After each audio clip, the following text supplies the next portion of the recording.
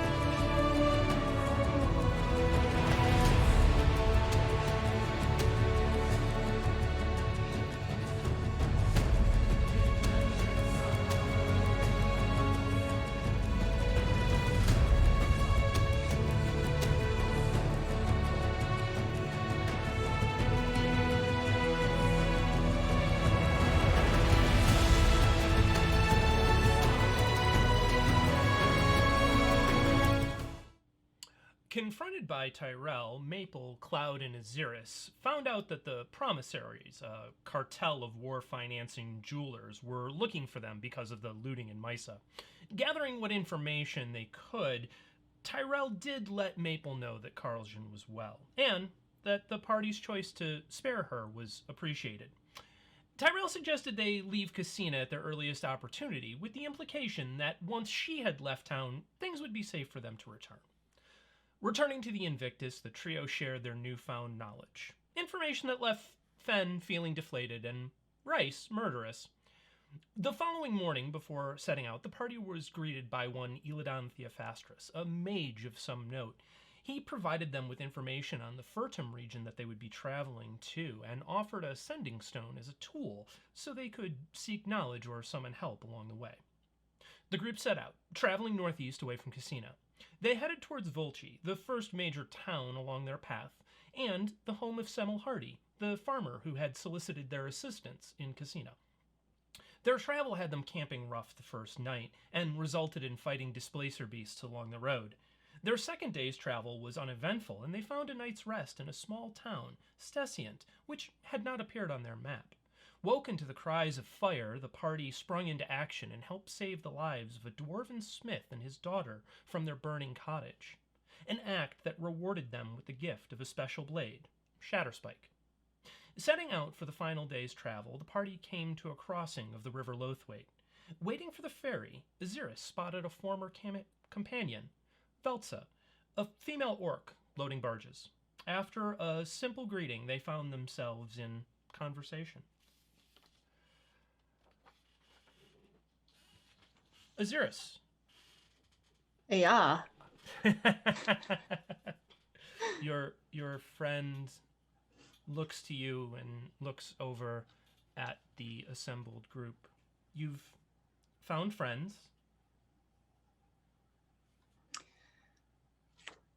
Clarification. Yes. Out of character. Sure. We have returned to the group. You are you two are standing off to the side. You have not walked over where the rest of the group is. Okay. Just making sure I know which voice to use. Thank you. Yes. Okay.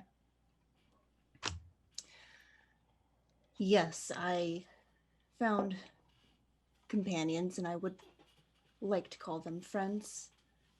I'd like to think they think the same. It's going well? I think as well as it can go. Has it gotten easier for you being out? No. I owe you my life and my new life. You saved us all, and I don't have words or any way to repay that, but thank you. Ahzyris shakes his head and says, Philsta, and he pauses. And then he brushes some of the hair from his face, tucks it behind his ear just so that he can make direct eye contact with her. And he is going to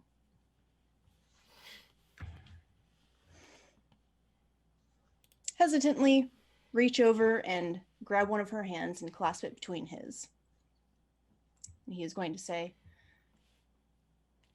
this short amount of time that I've been away from home has been enlightening. The people that I have found, become friends with, the way that they treat each other. I wish I had treated you all better.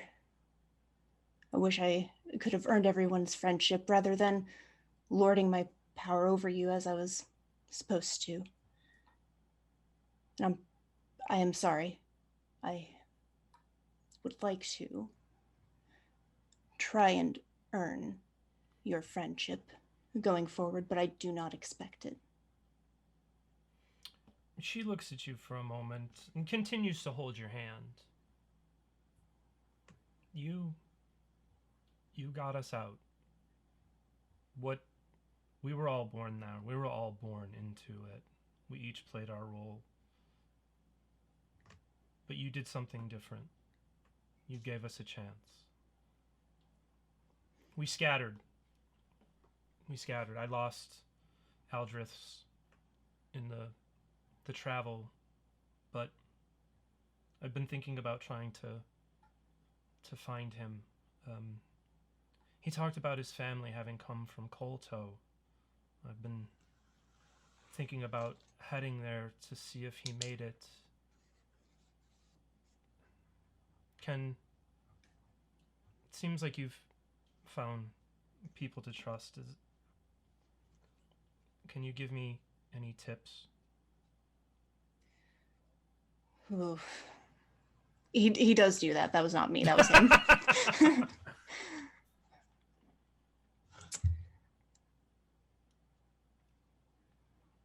Honestly, I don't know. I have just been making everything up as I go. I understand. I've been trying to be as unintimidating as possible, and it seems to be going well. I suppose the only advice that I could think of is try and make friends. It has made I think probably the difference between life and death for me out here. I can try that. Come, let me introduce you. That way, if you ever are need of any help and you see them, you know a friendly face. Okay. And she's going to follow you a little hesitantly. She's uncomfortable with this, but she'll go. Don't worry, he's been uncomfortable this entire time. It's okay. We're in it together. Cool. So as they turn, he will dump his hair back in his face. Head back over, back in his usual slumped over, quiet self. And he will just wave to everybody. Hello.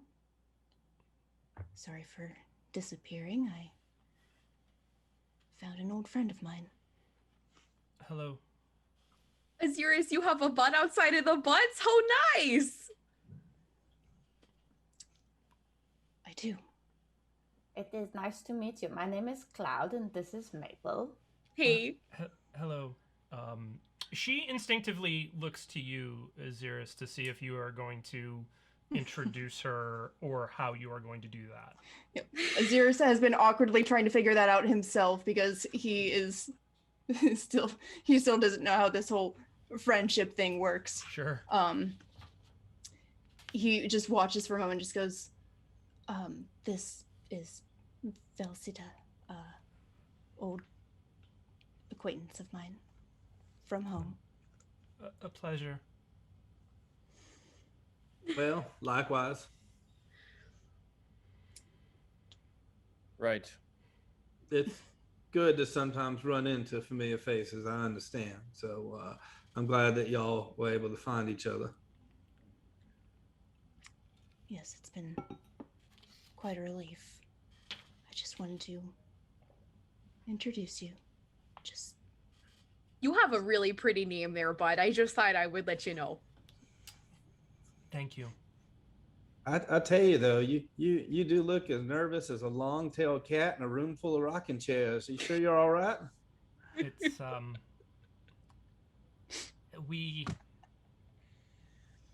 it's just a little uncomfortable meeting new people. I'm still not used to it. So, but it's a pleasure to meet all of you. Are you going in the same direction we are, or? I've been working on the river, loading barges and stuff. So I actually am hoping to travel north soon. So I'll probably be. Forgive me, DM. I don't remember what this person looks like. Sure. So she is a female orc about the size of Ahzyris, as far as Ahzyris' sort of height that you're used to seeing him sort of slouched at. So what would be a little bit shorter than Ahzyris at his full height. Dressed in very common clothes, nothing fancy, you know. Looks like she's been working loading barges and stuff like that, so. Okay. You're heading to Casino? No, north. Maybe up into the Alberg. I have a friend who may be in Kolto. So I'm trying to earn enough money here to work my way north. Oh, well, perhaps this will help you a little bit. And Cloud will just hand over, like, I don't know, 10 gold. Ahzyris also, as soon as she says money, he's like, oh, shit, I can help with that, and starts digging into his stuff. She is very taken aback and looking, and she takes thank you, and looks Let's to just say that we don't know exactly your story, but we would know enough to know that you would use it well. thank you. And she looks to you, Ahzyris, and just sort of, her eyes are like, what the fuck? How on earth is there this much money? He just kind of nods as he pulls out a platinum and hands it over to her. And at that, she looks at you like, what the fuck have you been up to? And just nods very, like, you can now see that there's a definite sense of confusion, appreciation. This is very surprising for her, but she just accepts it, and thank you, very effusive praise and thanks for the assistance.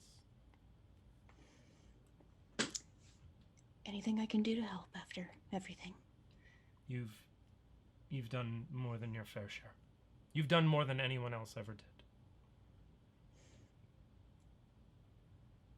I'm glad you think so. I know. He kind of just pauses and fidgets with his staff for a moment. Right. Well, how's the line looking? Are we close to... He just looks awkwardly. So at this, the sort of the constant movement of ferry back and forth, you can tell definitely that it is getting ready where you would be able to go. And as you say that, Valsa sort of looks around at all of you. It was a pleasure meeting you, but I should go back to work, though. They'll be waiting for me, so thank you again. I'll walk you back, if you don't mind. Of course. And he will. He Okay. doesn't have anything particular to say, just wants to walk her back. Okay. So Aw, she goes back and gives a wave. Like, there's this moment of, we don't hug. That's never been a thing. I've never seen it. Like, I've seen other people do it, but I've never done it. So I'm not gonna bow or anything, but I'm just gonna kind of do the. I think this is right. He just kind of smiles and new here. waves. Sort of wave and goes back to loading barges. So COVID elbow. yeah, pretty much. So with that, Ahzyris rejoins the rest. Yes. Okay. Yeah. So Ahzyris rejoins the rest of the crowd. Your opportunity to board the ferry comes. It is a relatively short crossing. It is a wide enough river and deep enough and fast enough that a ferry is needed, but it is not. It's not like anything more than about a 20-minute trip across between loading, traveling, unloading with your cart and horses on the other side, and you begin making your way the rest of the way to Vulci. So the road here, the landscape as you're getting further east is starting to become much more lush than what you've seen in other places. This is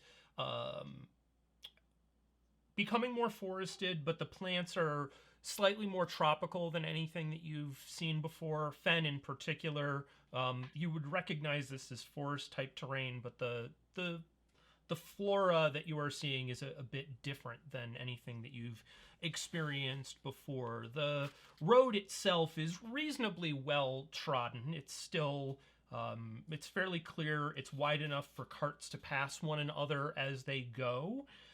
And over the course of about 4 hours, you see no more than 2 other groups of people, small carts, making their way towards the river crossing and the ferry. As you're getting into evening, the wooded path that you're on sort of starts to open up even just a little bit wider and begins to give way to a little bit of cultivated farmland. You can now see in the distance that you're starting to approach a village. There's about 2 dozen buildings clustered around a town center, and then sort of homes and cottages spreading out a little bit further than that, farms with larger homes yet beyond. As you approach the center of town, there is a bar that is right there. There is a smith's that is right there. What would you like to do? Do we recognize this right away as Vulci, or? It would be you easily asking somebody you see on the street. They would identify, yes, that you have reached Vulci. Do we know what the farm looked like or where it was? You did not. We do. You did not specifically, but you can very easily ask, and somebody will point you in the direction. All right. Well, Cool. if we don't have And- anything else to do, we can head to the farm. But go ahead, Mirage. Sorry, I was just gonna ask what time of day it is because I know you said it, but it did not stick in my head. It has taken a full day's travel, so it is getting into evening at this point. Okay. So it's been about a half a day's travel from crossing the river. Okay. Cool. Well, in that case, maybe we can find directions to the farm and then see if there's anything in town that we need to know about, and then hit that first thing in the morning. Or That sounds like a plan to me. Okay. So you'll go to the farm in the morning. You're gonna find someplace in town to stay tonight. Is that my understanding? uh, I think so. Did I understand that Think right? So, if is this a size town that would have a place to stay? Yeah, it's big, and there's definitely an inn. So you see a place as you're walking in that is a 2-story building. There's definitely the sign of like carts parked outside, and seems like the kind of place that would be inn like. There's a cask of above the door. Although, out of character, sorry. I was gonna say it's probably not a good idea to go to this guy's house at night, but do you guys remember if he mentioned whether his monster problem usually happened during the day or night, or did he specify? Because I didn't write it down in my notes. I just wrote monster frog problem. Same. He probably mentioned that it happened at night. Okay. So maybe yeah. we should go and do it tonight. Yeah, I think maybe in that case we should do it tonight. Yeah, he said they walked up right. They're destroying his goat herd. There's ponds and marshes nearby, and so yeah. If that's the case, then we can always head out there and see what we can find, and then maybe we are able to have some surprisingly good news to deliver in the morning. Cool. Okay. So Yeah. you easily ask for directions and head that way. The farm is about a half an hour, 40 minutes walk outside of town. It's easy enough to find. You've been pointed in the right direction. As you approach, you see that it's a fairly sprawling affair. There's a very well-maintained house and barn that you can see as you approach. Fields spreading out to the distance to the tree line further to the north. The fields are pretty bare, though, and as you're approaching, you can see that a very sort of tightly stockaded area seems to have been hastily built up near the barn, and it's absolutely crowded with goats. There's torches set around the pen that are lit, and there are a handful, about a half dozen farm hands about holding hoes, scythes, pitchforks, general farm tools, very alert to everything that's going on. Can we see, what was his name? Hardy? Samuel Hardy? Yeah, so as you approach, you can see that he is out there speaking with these various hands and talking with them, and he looks up at one point and sees you. Friends, well met. I'm grateful you've come. Yes. Of course. We are Well- here to help. Happy Go to ahead, help. Fenn. Well, yeah, just hell and well met. It looks like you guys are still having your toad problem, if that's what we're calling it. Yes. My hands here have done a yeoman's service, and we've secured as many of the animals as we could. But Finn mistakenly and confusingly actually looks at his literal hands. we How can't. many of these toads have you seen in the area? The most I've seen. Well, in all fairness, I have not seen them myself, but they, and he gestures towards the farmhands. They report having seen 2. They have come up and snatched the goats. We did lose a hand, apparently, when I was gone.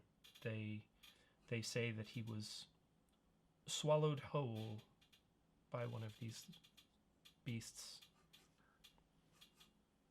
Well, I guess if you gotta go, I remember before you mentioned some like ponds and marshes. Are these? Do you Yeah. think these creatures are coming from there? And is there something that's interrupting their food chain to where they're now being forced to come up to eat your goats and the occasional hand? I don't know if there's anything. Things have been strange here in the last few weeks. We are normally a very peaceful town, but there's been quite a bit of difficulty. Fights have been breaking out more, and people have been seemingly much more agitated. I don't know what started this. It came out of nowhere. Well, if you don't mind, perhaps we can leave our horses here, and then you can point us in the direction that they are, and we can just, Of I don't course. know, Of find course. them, hopefully.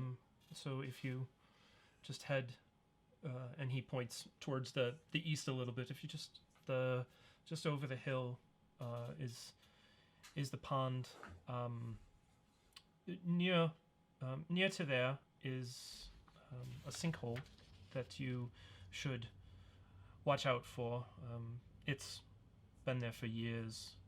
The pond was dug by my grandfather to water the goats, but the sinkhole's been there for quite some time. We have occasionally lost a goat in there, but no more than we've ever lost to the Puritans. They're smart enough to not fall in there too much. Puritans?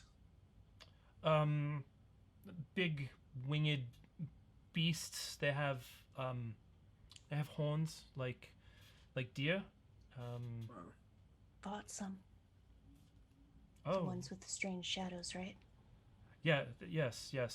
When they fly overhead, they look like humans. They're very strange creatures. They live, they roost, I guess you would say, a little north of here, and they have fairly big ranges, but they tend to pick off from the farms from time to time. It's easy pickings. They don't have to hunt. Okay, I just thought that was like the last name of some like neighboring farmer that you might have had a dispute with, and the Puritans were okay. I just wanted to double check. No, that would be the Waltons, and we do not speak anymore. But that was before the fights broke out in town. However, sadly, it's probably best that I not get into it. Well, maybe we'll go look around but I do worry about everybody's agitated. It sounds like maybe there's something else at work here too. So, DM, dear, yes. I was actually going to ask if Ahzyris would know of any sort of magical effect or the like that might cause an entire area to become more aggressive. You can go ahead and make an Arcana or a History check. Cool. While Mirage is making that, are these winged things is that what Cloud spared a while ago? Yes. Yeah. Okay. Whoops. You are well away from where you would imagine it would have been either of the ones that you had been in encounter with. Okay. Darn it. Nat 20 for 24. Okay, Oh. so hearing this, both you, Mirage, and definitely Ahzyris, immediately think, things stirring up trouble. Could be hags. God fucking bless, I love hags. All right, cool. He will wait to say that until they are away from the farmer. Okay. Anyways, anybody else? We can walk in that direction and like talk as a party. Sure. Unless other folks need Talk to do as a something. party? What? So as you're getting ready to head that way, Hardy just stops you for a moment and goes, excuse me, if you are going to check it out tonight, that's wonderful. If you need a place to stay, you are welcome to stay in the barn. It's dry, if a bit smelly, but you may find the Owl Bar in town to be more comfortable for rest if you need it. I don't know if this is a fast thing or if you'll be here for some time, but I just want you to know that you're welcome here if you choose to. Thank you. That's very kind. Do you need anything? DM question. Yeah. The surrounding just environment, is there a swamp or forest or anything nearby besides the river? So you are about 4 hours from the river. This is now kind of a rolling hilly area, not super hilly. It's good grazing land. There's some lower level farming land off in the distance. The entire area is surrounded by forests. There are marshes periodically throughout. You've passed a few. Okay. Nothing immediately on the property that you can see, but... Cool. Thanks. Sure. Well, unless anybody else has anything else to do or say. So you go ahead. You head that direction over towards the area that has been pointed out as you. Yes. Are we like sneaking there? Are we just walking in? I would imagine once we probably like get over the hill, probably trying to be quiet, but Ahzyris is going to mention once they are away from the farmer, his suspicion. All right. And also, just so you all know, I totally prayed to Eldorath this morning, and I don't know how it's going to work out, so... But I'm pretty sure that I'm going to be great either way. Proud of you, bud. Thanks, Maple.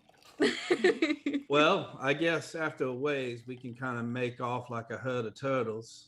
Just kind of go slow and quiet, if necessary.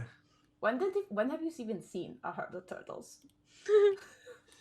This looks left, looks right. I don't think I ever have. They are mighty slow and mighty quiet. Cool. See them in I'll be... Oh, go ahead. Do you see them in a tablet? No? All right. I'm gonna keep, a sharp eye out as we go forward. Sure. So if I see anything weird. As you're approaching the area, you get over the crest of the hill, and you can now see sort of just on the opposite side to what would be kind of the southeast of where you were headed. There is a watering hole, as described. To the north of that is, you can see sort of this sinkhole space that has been seemingly there for quite some time. It's kind of overgrown with brush, and there's stuff coming up out of it.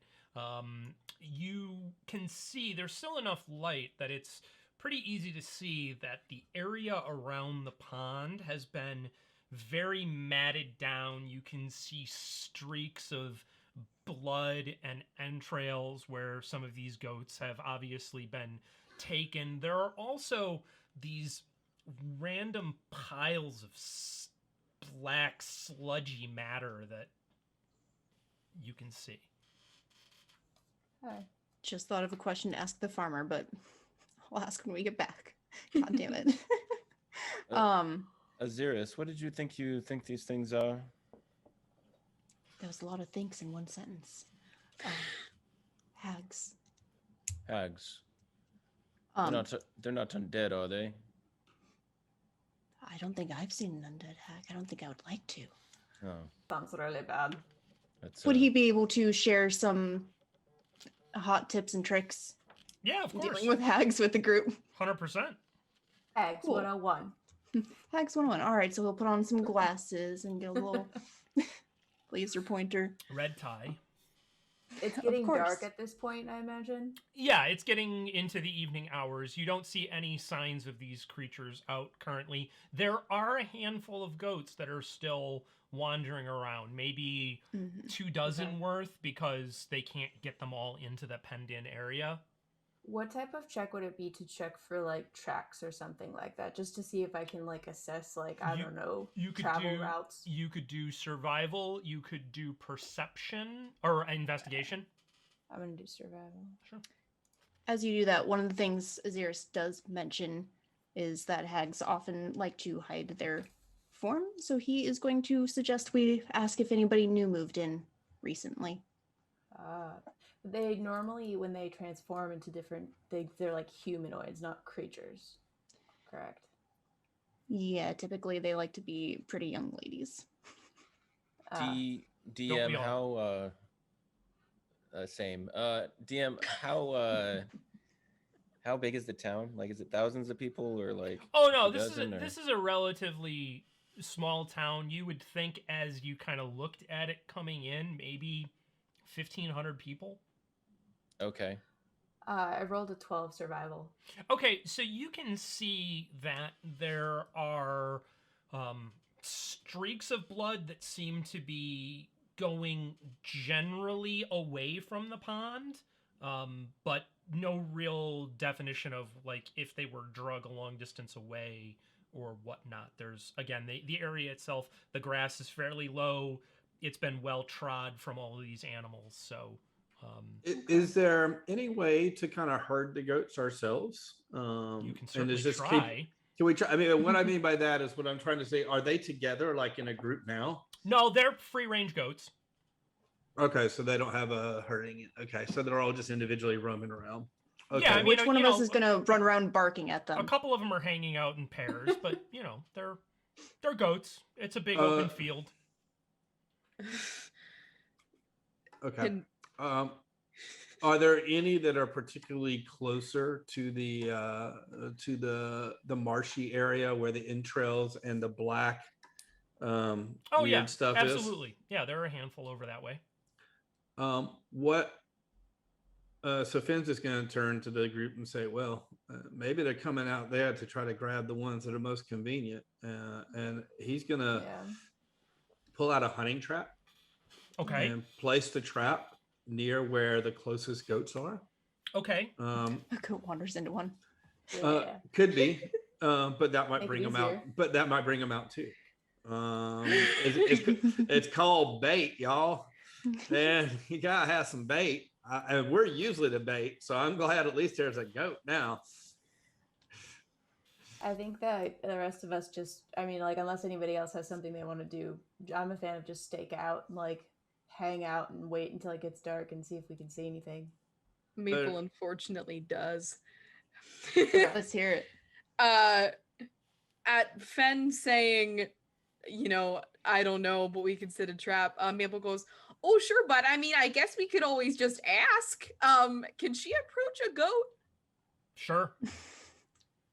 God, I forgot. Why not? You can certainly attempt Please to. die for us, goat. Oh, hey there, little fuzzy bud. I was just wondering, has there been anything coming out of the water recently trying to attack ya? Maybe make a light snack of any of yous? I just had a quick inquiry about that. Okay, I'm pulling up goat stats real quick to see what a goat's intelligence is to just get this close. Gotta get in character. With is it higher or lower than a mouse? It's a goat voice. It's a 2, so it's not a real bright animal. The goat being very shocked at your being able to speak to it and it understanding you, sort of looks over in the direction of the sinkhole, and all it says is beast, beast. Okay, bud. Well, maybe you guys shouldn't be hanging around if you think that there are things coming out of the holes to come and snatch ya. It looks at you. I'm a goat. Where exactly would you like me to go? This is my lot in life. Preferably just away from the traps that my friend Fenn is setting. Just, to keep your little leggies safe. Oh, all right. Well, thank you very much. Yes, I will let the others know. You are so welcome, bud. What do you like to be called? My horse recently introduced himself as Reggie. No one's ever asked before. Reggie sounds like a fine name. You may call me Reggie. Thank you. Reginald actually would be preferred. Oh. The animals of it. That sounds like a good name. It just got an intelligence boost, or at least a charisma one. No, it's a 2 in intelligence, 20 in sass. I feel like the more animals that introduce themselves to Maple as Reggie, the more proof she has that she should get a Reggie tattoo. So yeah. Okay. Yeah, no, I don't know how to play a 2 intelligence goat. We're just gonna go with him being British monarchy. That's fine. Yeah, as Maple approaches the rest of the group, not too much luck there, buds. You know, I gave it a good try, but unfortunately, nothing new. We already know all we were gonna know. I apologize for wasting our time. That's all right. I've just got a couple quick questions. One, Maple, how are you doing as far as vision and being able to see? I know it's nighttime. And the other is, when that's done, Fenn would actually like to stealthily see if he can move close to the sinkhole and tying a rope to him and giving it to somebody to hold to see how deep it is. Okay, so you're going to try and enter the sinkhole. No. Oh. I am trying to Jump go in. up to the corner of the sinkhole to see how far down it goes. I understand. While having a rope tied to me, so if in case something gives away, they can pull me back. Got it. Not a problem. Maple, would you like to answer your vision question first? This is so bad. My axe is not currently lit, right? You have, yeah. I thought it was. Yep. Okay, cool. So, as Maple's holding her currently lit up axe, yeah, Fenn, I'm doing pretty okay. You know, thanks for asking. It's like a beacon there. Yeah. Yeah, it's not stealthy, but Right. Okay. You can take You like can a cover piece it. of cloth, so, like, Yeah. Okay. Okay. So cover we the will light say on that fire. yeah, Fenn, that's okay that you asked that because Maple probably was instructed by Cloud to cover the very shiny glowy axe. So okay. Bingo. So, Fenn, you go ahead and approach the edge of the sinkhole. Go ahead and give me. I will let you pick either a investigation or a survival check. Hello, survival. That's a 10. Okay, so you can see that as this whole sort of it funnels down into a pretty narrow passageway that's pretty, there's roots coming out of it. It's pretty rough. You can't really see a bottom though. You can definitely see where random material has been tossed in there. Like there's bits of broken furniture. There's, waste material that seems like it might have come from the household. They probably use this as a dump. But you can't see bottom. So I'm going to return, just kind of relay that, but that it looks really deep, y'all. I think, especially it being night, maybe Cloud, your idea is a good one, that we just kind of lay and wait and see if we can ambush anything that comes out. Okay. I'm gonna just, like, while we're waiting and staking out, just ritually cast detect magic, just for fun. Sure.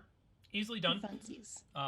You, of course, see, as your spell casts, you, of course, see the little bit of magic coming off of Maple. And then any other magic items that your companions have on them. But other than that, you do not currently see any magic emanation in the area. Okay. Night falls. As things are getting darker and darker, it seems to be relatively quiet. So let's do this. Let me bring you guys over to... So go ahead and place yourselves on the map where you would like to be in relation to the watering hole. The goats are wandering about. Where's the sinkhole? So the sinkhole is to what would be the upper left of the map. Okay. Okay, and it's pretty open here. There's no, Correct. trees or anything. Yep. Neat. Alright. I'm good. Well, I am very much guessing because Maple doesn't have vision on this map, so I'm cheating a little bit looking at Twitch. much. I will go ahead and give Maple vision on this map. That looks good. Because I am an amazing and wonderful person, and your axe works. Look at us all naturally spreading out. We're a bunch of smarties. Rhys is going to mention to the others. I know a spell where if we come across anyone, I can see whether or not they're a hag, essentially. Oh. That would be useful. Try it on Ahzyris.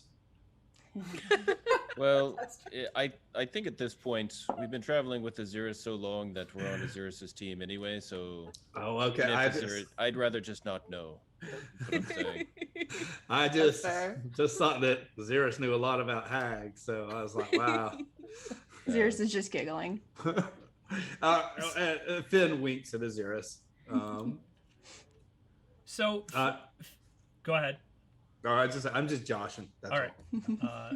So, Fenn, you are the first to notice coming up out of the hole one of these toad creatures coming up. Holy googly moogly! Out of the sinkhole as described, and as it pops up, it immediately sees you and barks out it's not a language, it's a guttural sort of bark. So, let me grab everybody's tokens and we're gonna roll initiative. It looks like he needs to floss. Don't we all? Don't we all? This is your... Don't at me, Matt. This is your reminder to floss. Don't look at me. Yeah, right. Okay. Oh, good. Oh, man. Oh, that's good. Huh. Oh. Whoa. All right, let's do this. Kill some frogs. Wow. It's impressive. Extremely. Okay, so at this, let's go through the order. Anybody over 20? Okay, good. 15 to 20. 19. 19 for Fenn. Oh, you guys are doing great. 10 to 15. That would be Rhys at 11. Okay. 13 for Maple. Maple 11. So Fenn, Maple, Rhys, 10 or under. Cloud at 10. Cloud. Ahzyris, what'd you get? So, funny thing, he rolled 2 nat 1s. So I think Fenn winking at him made him immediately just like look away, completely embarrassed, and just like completely lost his focus. Very confused. So Fenn winks again, hoping that will remove the Fenn curse. So Finn's the hag. At this, you see this large toad-like beast coming up. It sees you. Fenn, you're up. What would you like to do? All right, so Fenn is going to be like, that is definitely not sexy, and is going to pull out an arrow and then whisper to an Elvish, casting Hunter's Mark on pointing towards that. And then with that, he is going to take an action, and he's going to shoot with his bow. Okay, go for it. Oh no, that's a natural 1 for a total of 9. Okay, so your arrow comes out. I need you to make a d20 roll. Okay.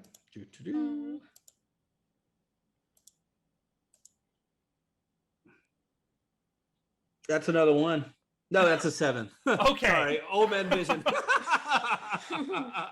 Okay. I was gonna say the 1 in 400% chance of fumbling is about to be really interesting, but okay. I take that wink back. So so your arrow comes out and just sort of goes wide. You don't quite have your mark in place. Are you going to do anything else?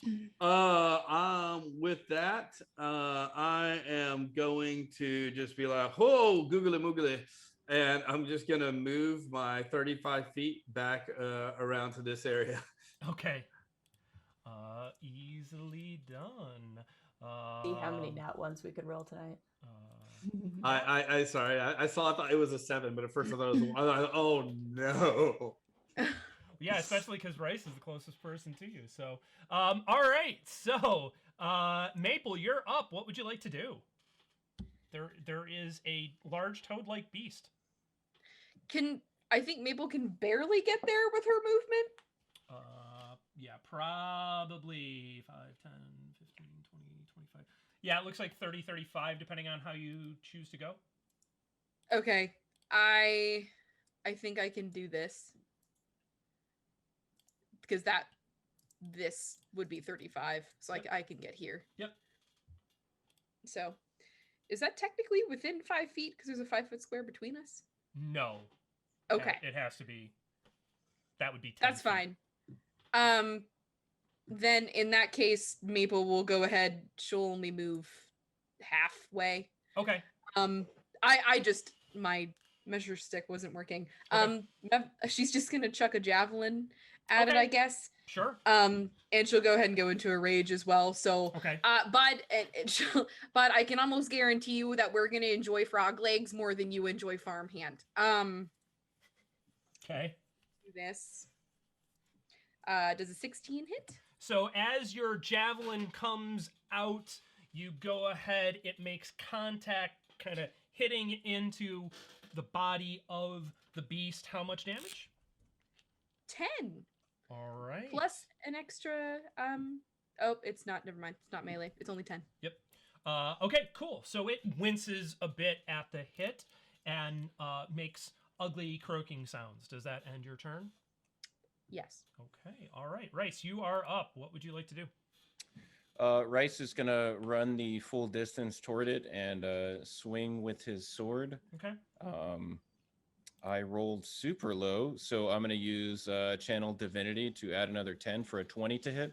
Okay, that hits. So you end up connecting with the blade. And he's also going to pump a Divine Smite into this beast. Okay. As he swings his sword. For a total of 7 plus 10, 17 damage. Okay, so you go ahead, swing, use the weight of that blow, connect, and deliver a pretty deep cutting blow to the side of the beast. Are you going to do anything else? No, that's his turn. All right, Cloud. One of your friends is within melee range of this ugly thing, and it has taken some damage. What would you like to do? All right. Cloud is going to run up to be next to Maple, and there's like the fur down like the back of their neck, just at that like crooks area is like completely pointed up, and they're like, oh boy, Eldorath, I really hope that you're totally with me right now. And they're going to cast Bless on Rhys, Maple, and hopefully Fenn, but we shall see. Okay, go for it. Do I cast it? Yep. Okay. Then I do it. Okay. And they're blessed. Outstanding. Are So you you going to do can anything add else? Your d4s. Ooh, was that all my movement, or do I still have some left? You probably have another 5-ish feet. I didn't pay exactly attention to where you Cool, were to I'll start. just move away from Maple like 5 feet. Okay. Be like, you got this, Maple. I'm not going to be in melee with you.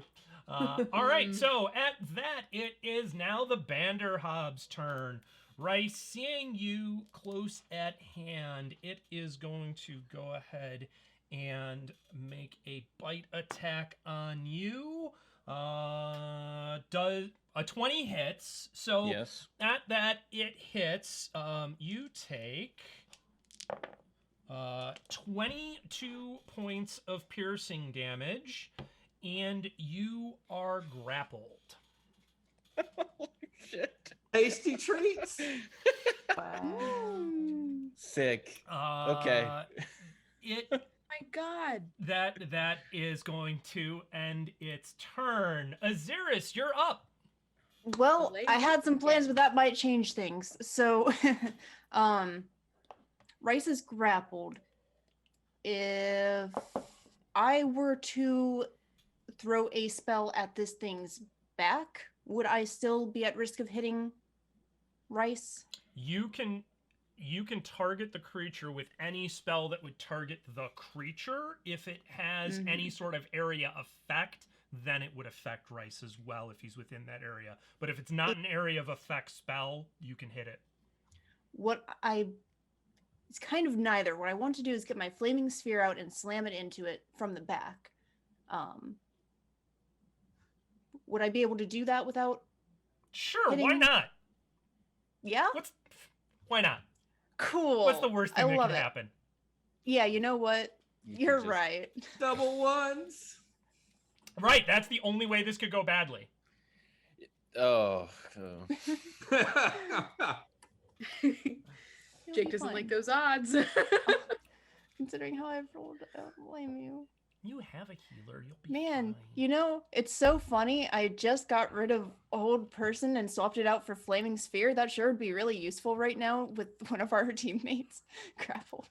Anyways, yep, so he is going to move about here. Sure. Oh, it's a big boy. I see. Okay. Yeah, and he's going to summon a Flaming Sphere. Okay. Range is 60 foot, so he's going to try and put it behind Big Boy. Sure, that's fine. And then bonus action, he's going to move it into him. Yes. Okay. Like not onto, but like bonk. Sure. You know. Yeah. I want to bonk him with a big ball of fire. It's a also, billiard ball sort of thing. I get it. There's a big ball of fire, so we might have better vision now. I mean, you guys can all see at this point, so you're fine. But go for it. Let's see what happens. Let's see. I just now realized there's an arm sticking out of its mouth. I don't know how I feel about That's that. what. nice. That's Took why. me a minute too. That's why I made Yeah. the flossing joke. I need a dex save of 12, please.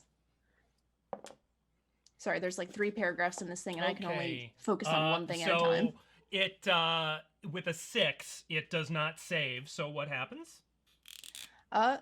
Is gonna take some damage. It's gonna take 10 whole fire damage. Okay.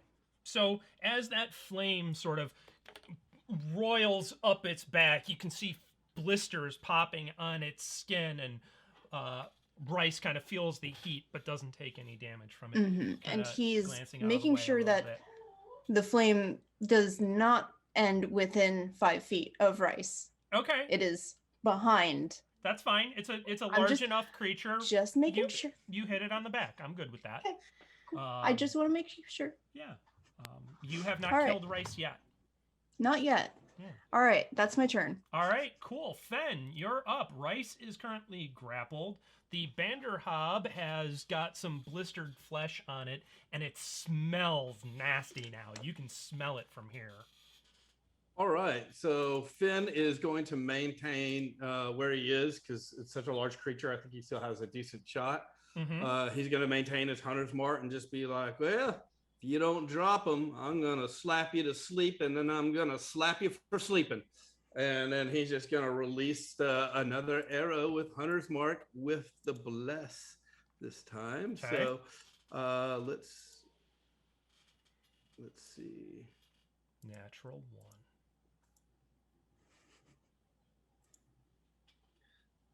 1. Okay, so that's a total of 16 to hit. Okay, so that arrow comes in and connects, slamming the creature in the chest. And that does a total of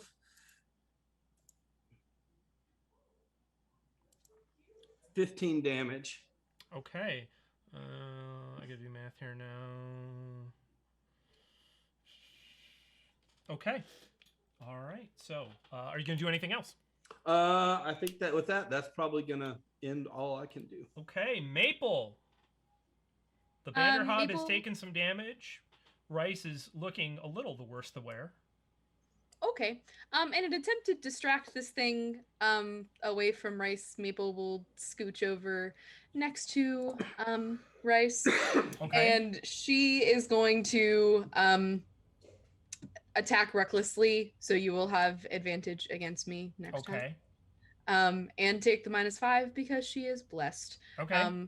While saying, "Oh, bud, your teeth are absolutely huge, but my axe is bigger." So that's a 21 even without being blessed. Okay, that hits. Okay.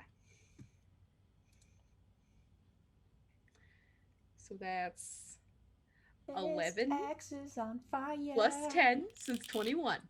Okay, it is looking very rough,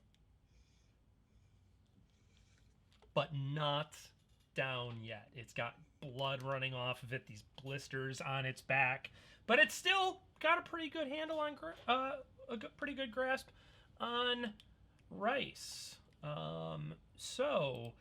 Rhys, as your turn begins, you see another one of these things starting to come up out of the hole, but you're up. What would you like to do?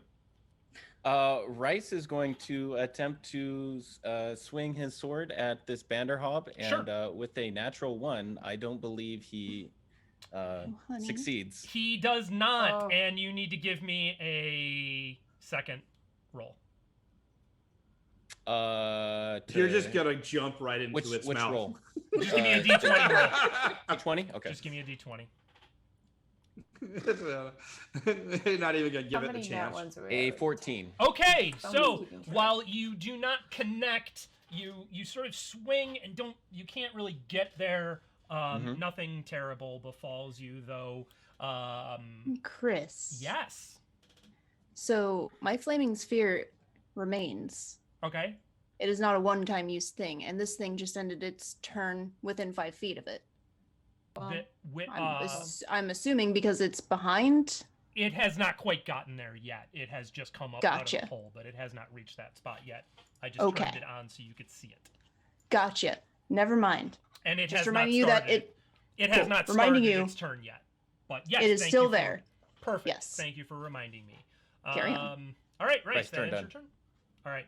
Cloud, you're up. There is now a second one of these ugly things that has come up out of the hole. All right. Cloud is going to be like, okay, this is totally working. Altamirage totally loves me. Cloud is going to move forward I don't know. Nope, not move. Attempt to cast Spiritual Weapon, which is a 2nd level spell. Give me an Arcana roll. Oh man! 2. Come on. You attempt to cast the spell, and nothing happens. I hiss loudly and say, Altamirage, why do you hate me so much? And I pass the turn. Okay. I move back 5 feet. I'm in fear. My fur is more puffed up. Okay, so it is the first Banderhobbs' turn. Rhys, it is going to attempt to swallow you. Okay. And trying to do math in my head. 14 does not hit, correct? No. Okay, so it tries to shove you in its mouth, but you manage to get your sword up in such a way that you sort of block the opening, and it can't get you down. It does, however, end its turn there. So, Ahzyris, how much damage does it take? It is going to be taking 5 entire fire damage this time. Okay, well, with 5 entire fire damage, it drops to the ground dead, releasing Rhys from its grasp. Nope, not that one. That one. Rhys, you are now freed. It is now the other Banderhobbs' turn. I didn't actually finish my turn. Oh, I apologize. I didn't do anything. You didn't do... Oh, it wasn't your turn yet. So, okay, you're fine. Gotcha. It is now... Never mind. I don't know why it's doing that, but okay. Here. We'll move those two. There. Beautiful. So at that, this magic the magic of the interwebs. At this, seeing all of this other Banderhobb coming up is going to see that Rhys had just been dropped. Is going to go ahead and make a tongue attack at you, Rhys. Its tongue lashes out and does not manage to connect with you. It is going to stay right there, however, and not move. Ahzyris, it is now your turn. There is a live Banderhobb in melee range with your two friends. Its turn just ended. It is within range of your flaming sphere. Wonderful. Bonus action, slam big ball of fire into big frog. So I need a dex save of 12, please. And it fails its save, so you slam Wahoo. ball of fire into Nasty Toad Thing. And Nasty Toad Thing takes another 10 fire damage. Okay, sounds good. Burnt Nasty toad smell. Nasty, yeah, burnt toad. You smell this weird, sickly smell of swamp and fur kind of singeing as its skin bubbles and some of the blisters pop. What else would you like to do? Ahzyris still has his action left and considers using one of his warlock cantrips. Okay. And begins to move and then stops himself and ends his turn. Okay. Very good. So, at that, top of the round, Fenn, you're up. So Fenn uses his bonus action to move his hunter's mark to this new one, and like smelling the burnt like frog legs is like, we might have some good dinner tonight, y'all. And then just unleashes with a second with a bow attack. Okay. And let's see, still blessed. And that is a total of 27. Okay, that arrow just sinks right in deep. And with the hunter's mark, that does a total of 12 damage. Okay, it felt it. All right, tenderized. All right. Does that? And that'll end Finn's turn. That ends Fenn's turn. Okay. Maple, what would you like to do? Maple kind of shouting over her shoulder, Fenn, we do make quite the pair when it comes to food prep. And she'll go ahead and swing at this thing again, recklessly, -5. Okay. Save me a leg. That's 17 to hit. Okay, so your axe comes in and connects, doing how much damage? That's fun. 17. Okay, so your axe sinks in. The beast kind of croaks loudly. And anything else on your turn? No, thank you. All right, Rhys, you are up. What would you like to do? Rhys is going to. That didn't post. Swing his sword. Okay. Does a 14 hit? A 14. As you swing, you feel your sword sort of slides off the leathery flesh of this thing, not really making contact. Okay. That's it. Right. Okay. All right. Cloud, you're up. What would you like to do? Seeing those two up there, Cloud is going to be like, "Are you okay, Rhys? Because if you're not, I can come over, but it looks really messy." And they'll just cast guiding bolt at first level. Okay, go for it. The answer is no. You look fine. 23 to hit, All and right. did 14 points of damage. So that guiding bolt slams in. You can see that energy sort of course across this thing's flesh. 14, you said? 14 points of radiant damage, and the next attack against it has advantage. Okay. Because it is glowing. Outstanding. So this glowing Banderhobb now, having failed to make a good attack on you, Rhys, it is going to attempt to make a bite attack on Maple. I'm guessing a 24 is going to hit Maple. So you go ahead and take... whoop, I just dropped that. You take 20 points of piercing damage and are grappled. Is that halved? Oh, no, it's not. You take 10 points of piercing damage and are grappled. Thank you. You'll be hearing from my agent. Thank you for reminding me. It is going to remain right there, but at that, you see one more of these things come up out of the hole to begin its turn. Let me update its number real fast. That's not where I want it. Question, are there 4 of them total, and do they wear little colored bandanas around their eyes? It's they. I know they're not turtles, but it's just go with it. They have little flags tucked into like a belt. So, Probably seen them. Yeah. Within the herd. So at that, Ahzyris, you're up. This guy will get his turn on the next round. I'm gonna bonk the frog that's attacking my friends. Okay. So I need a dex save of... Oh, he ended his turn still within your sphere. So, thank you for reminding me because I immediately forgot.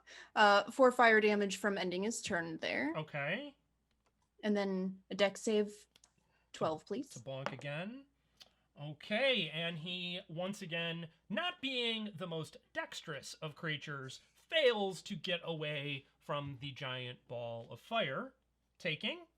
Same. 8 fire damage. Okay. He's looking pretty blistery.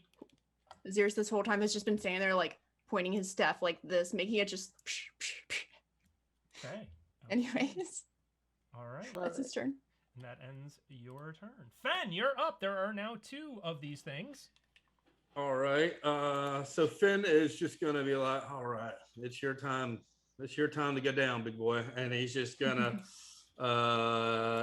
hit the one that's been hitting everybody else. Okay. And that is a 17 to hit. Okay, your arrow goes ahead and sinks in, doing how much damage? And that does a total of 15 damage. Wow, that does a real whopping decent job. You see this thing sort of stutter, and it kind of goes and bends a little bit under the weight of it. It's still up, but it's looking really rough. Oh, man. I thought I was going to take that thing down. All right. Come on, sweep the leg. Does that, that is a one-shot character. You are not allowed to bring Turbio into this game. No! Reliving his golden years. Yeah. All right. So breakdancing? Does that end your turn? That ends my turn. Yes, All right, sorry. Maple, you're up. There is a severely wounded Banderhobb directly in front of you, and a second one that has just come up out of the sinkhole. Maple will once again shout over her shoulder at Fenn, "Oh, but I'll do you one better. I'll just take it off." And she'll go ahead, recklessly again, and with another -5. So we'll see. Okay, so 23? Yeah, 23 hits. You go ahead and swing, burying your axe into this thing.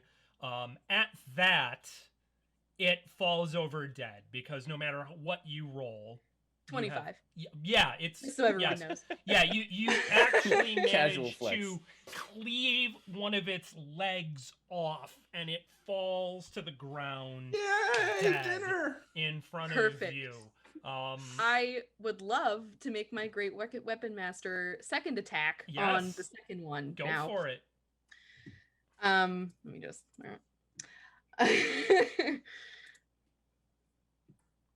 Oh shoot! All right, that's definitely not going to hit with a 9. Even if I so it's just 13 tops. Nope. Yeah, it's just far enough away. Even with your movement and kind of this fancy twirl that you're going to do to swing.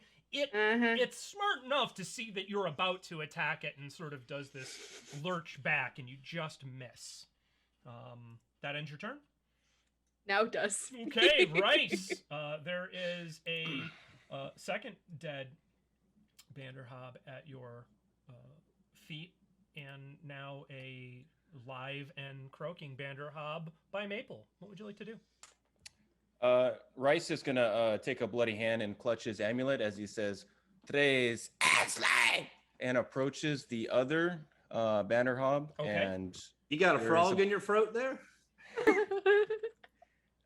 Does a 21 hit? So 21, yes, So you good. go And ahead. lightning and fire start in his hand and then move down to his sword as I pump both a thunderous smite and a divine smite into him. Okay. He needs to make a strength saving throw of 14. Okay, with a 19, he saves. Okay. I think it still does damage. He just doesn't get pushed. Sure. Yeah, sure. Yep. Okay, so it's a total of 19 plus 29 damage total. Okay, nice. Woo! And that will end his turn. All right, this thing stutters quite a bit at that blow. Cloud, you're up. Your friends are once again in combat with, and yet another Banderhobb. Cloud will move forward and just kind of like check in eye-wise with Ahzyris. Move forward like, I don't know, like 10, 15 feet. Okay. And then be like, under their breath, come on, Eldoret. You're supposed to be good at like casting spells and stuff like that. And they'll attempt to cast a spiritual weapon again and see if it works. All right, give me an Arcana roll. Okay. That's a 13. Okay, so now this magical cat toy seems to manifest in front of you with a little Whoa. feather dangling and glowing. All right. Well, if that's the case, then Cloud is going to be like, yes, and hit with it. But that's a 10 to hit, so I believe that misses. Okay, so as you go to try and swing it down, you just, once again, sort of being surprised that this managed to light up this time, just barely miss. All right. Well, can't have them all, I suppose. Maybe it'll work next time. And then with my action, Yep. I will cast Sacred Flame, which is a cantrip. Okay. So we'll do that. That is a dex save of 13. With a 3, it, once again, not being very dexty, completely, it looked at the spiritual weapon and didn't realize that you could do anything else. The Sacred All Flame right. connects with it, doing how much damage? I shoot it up with some blue and white flames for 5 points of radiant damage, and then I Okay. pass my turn. All right, very good. It is now the Banderhobb's turn. Rhys, you landed a pretty decent amount of damage on it. It is going to make a bite attack at you for a nat fucking 1, and it is going to stand there disappointedly thinking about its choices in life. Ahzyris, what would you like I thought to it was do? going to try to eat itself. I've been Falls there back too. to you.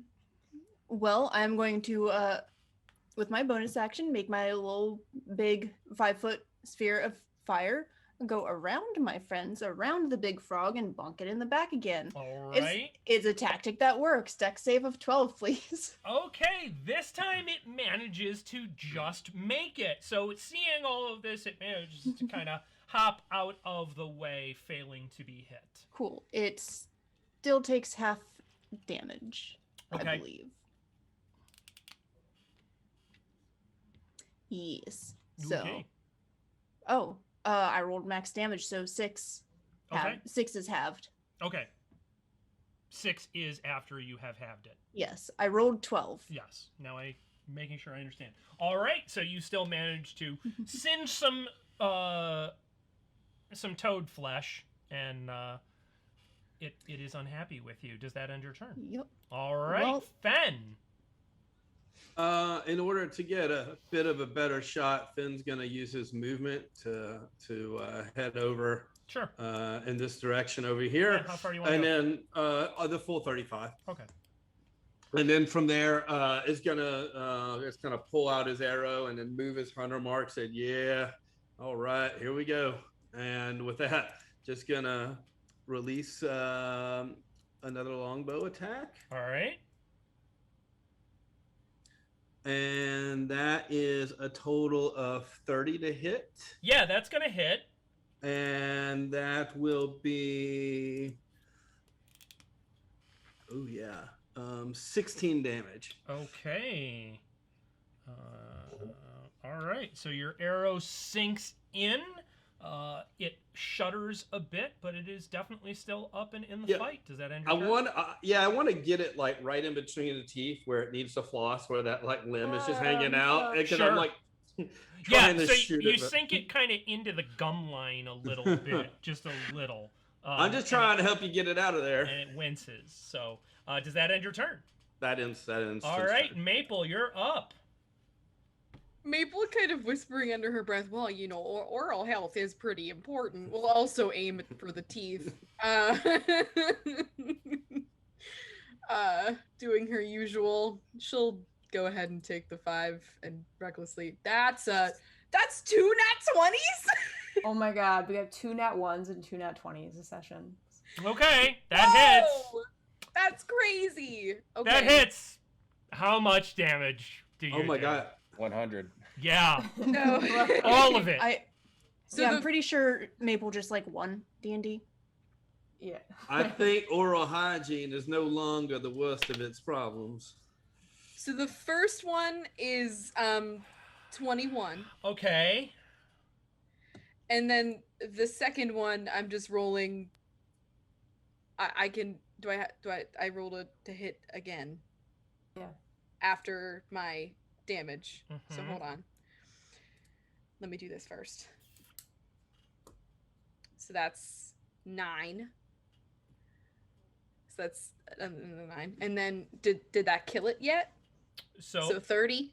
30. Yeah, almost. Almost. 30 is close. Okay. You have now sunk an axe blade squarely into its jaw, shattering the arrow that Fenn had sunk in there, and now there is just blood pouring down from all of this damage. Show off. What about 24 for the next one? To hit or to damage? To hit. 24 hits. You do connect once more. And that's another 12. And with that, how do you want this thing to die? I would like to think that Maple probably like taking her axe out of the teeth, puts it back, like kind of splitting its head in half a little bit, and kind of pushing it back into the hole. But as she does this, she probably grabs a tooth as a souvenir for Fenn. Okay. So you pull the axe out, you sink it in, the head sort of splits open a bit.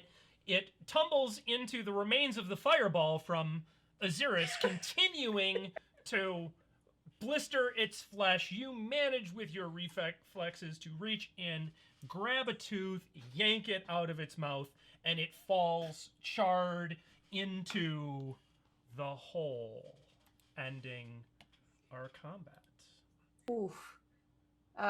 Dispels the giant ball of fire. Yeah, it's a good spell. Cloud's gonna run up and just double check, make sure nothing else is in the hole. Go ahead and make an investigation check, I guess. Perception?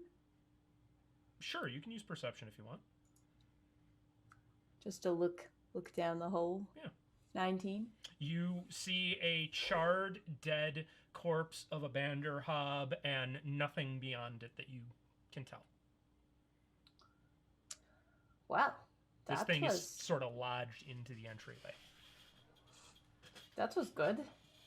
Rhys, you don't look so great. Maple, you did awesome. Thank you, Rhys- bud. Rhys is just going to take a knee and he's going to just... I need a minute. Yeah, just, But, are Well, you... leave him alone. He's probably going to touch himself again. Claude, I really have to say, bud, your new shiny weapon is almost as shiny as mine, and that is absolutely wonderful for you. I am so stoked. Are we referring to the spiritual weapon? Yes. Oh, okay. Because Oh, all yeah. Maple saw was like, it's you're not holding on to it or anything, right? It's just Yeah, it's just floating there. well, With the and, remaining spiritual weapon, I just make it dance around. well, and Ahzyris, goodness gracious, that was a great ball of fire. I'm just saying, that was really incredible. after... Ahzyris, you take 6 points of psychic damage from that joke. I'll take 6 Yeah. points of psychic damage. That's why God, Dad, he's not resistant to psychic damage anymore. God damn it. All right. wow. Dad jokes 101. After Cloud makes the joke about Rhys touching himself, he kind of begrudgingly touches himself. And then you see like Maple- some of the wounds close on him as Okay. he's bathed in a little bit of light for All right. Aw. 20. All right. Very good. Maple, what were you gonna do? Maple does walk over to Fenn, but this is yours if you want it. I just definitely wanted to have a little bit of proof of what we did for the farmer here. I feel like the goats aren't that good at passing along info. Yeah, I appreciate that. I just take the tooth and just kind of whittle with a dagger, and then see if I can attach it to a leather cord, and then just kind of make a necklace out of it. Easily done. Ooh, Might fancy. take you more Okay. than what you could do in this minute standing here, but Yeah. you'll easily be able to accomplish that. Yes. And then with that, kind of just inspect the bodies, and then asking folks like, do we want to go down into that sinkhole to look and see what's down there, or do you all want to just kind of camp out here for the night and do that in the morning? Or, but first, he wants to kind of just like look at these frog things. Sure. I'd Go ahead and we'll come back to you in a second, Rhys. Go ahead, Fenn, and give me an investigation check. That's a natural one for a 3. Okay, so you know It's a that- hole. You know that Classic there are dead Banderhobbs and a hole. You're like, look, they're dead. That's great. Yeah, that's Cool. they Can look like dead toads. Oh, I'm sorry. Actually, Ray said something Yeah, to say. go Go ahead, on. Rhys. Fenn, I think it's perhaps best if we continue this some other night, because my detector hag is would be my final amount of strength from Sehanin tonight, so perhaps not the best time in case we run into one. Well, I guess we can either head to that barn, or we could go all the way back to town if y'all want. I'm imagining it's like a box kit. Detecto hag on it. Yeah, I'm totally fine going into town. That's where I want to go. As seen in the back of the comic book, you Yep. know, it's How many cereal box tops do you need to get in? Rhys will casually explain it lasts about 10 minutes, and then he can Okay. detect fey creatures by asking through the amulet. Nice. Okay. well, I guess with that, Finn's like, well, I guess that makes sense. We can go there, and then in the morning come back and show them what we found and see if we get our reward. And if we want to go back to the sinkhole and investigate some more, we can do that. Okay. Awesome. So you guys heading back towards the farm hands are still out there. So if you want to stop and let any of them know that this has happened, Yeah. you certainly can. If they're still out and about, then Oh absolutely. yeah, they're Yeah, definitely yeah. protecting the goats that are here. Some good So- Cajun cooking back there. What's a Cajun? So Or cooking. so they go and fetch Semmel Hardy, and he comes out. Friends, this is incredible. You think they're all gone?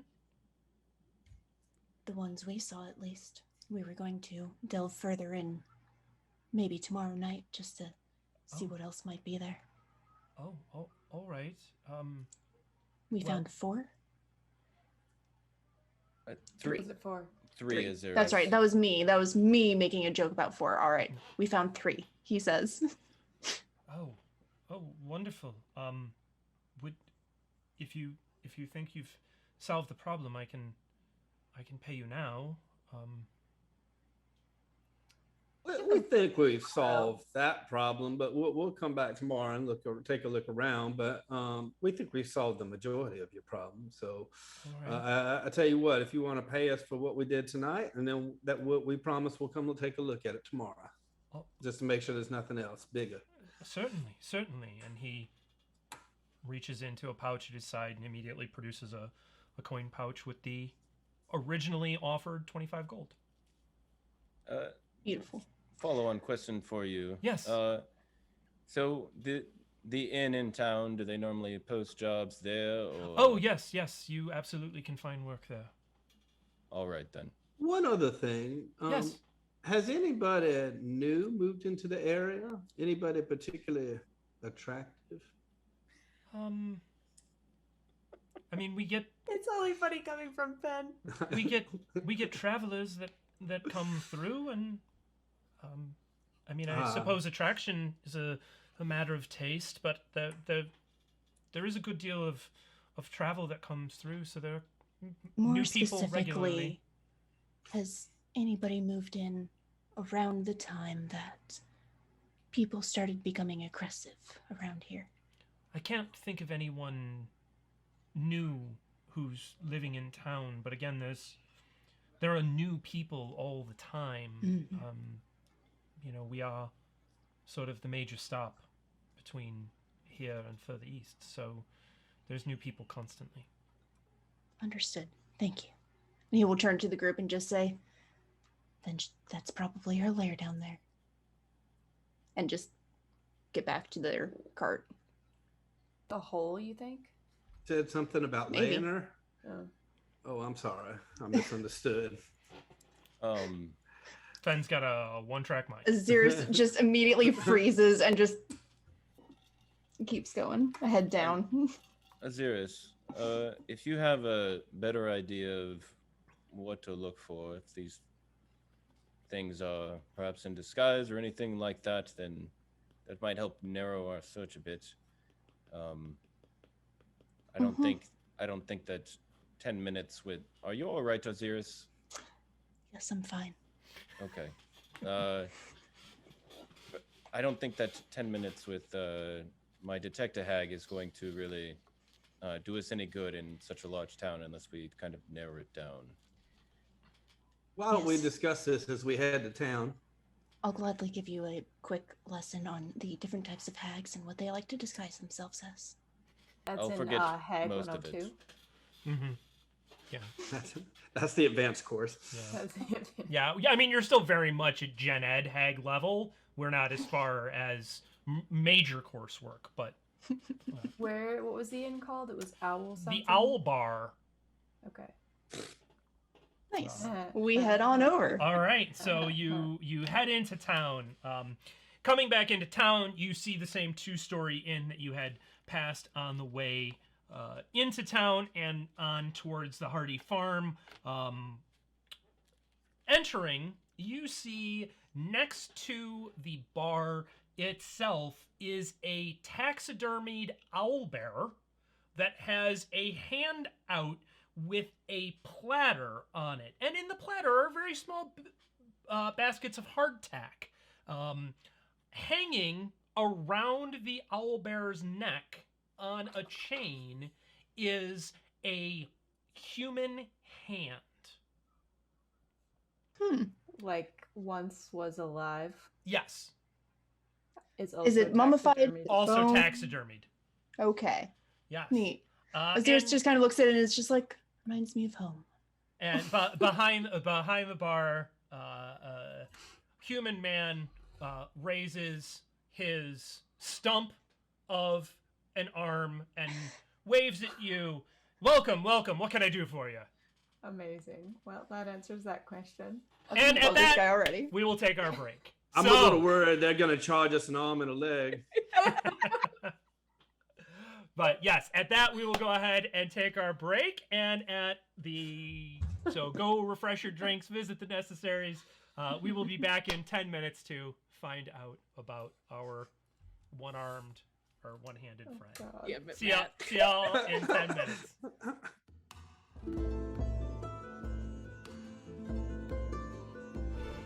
And welcome back. Thank you for the subscriptions and for those of you in chat. Much appreciated and much love. So you had just entered the Owl Bar. You had seen the taxidermied owl bear with the taxidermied hand hung on a necklace around its neck. The barkeep greeted you by waving his handless right arm in your general direction. And welcome, welcome. What can I do for you? Before we move into character, I just want to say the most impressive part is that he decided to taxidermy his own hand.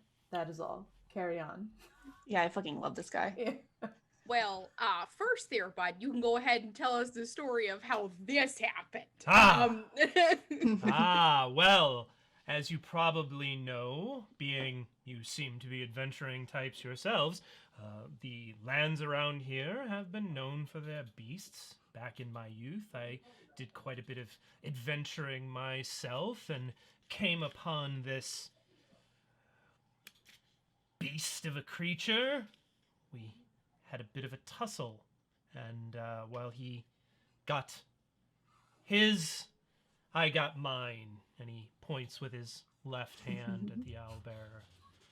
Felt like it was only just that we stay together going forward. That's definitely very impressive. Your name, sir?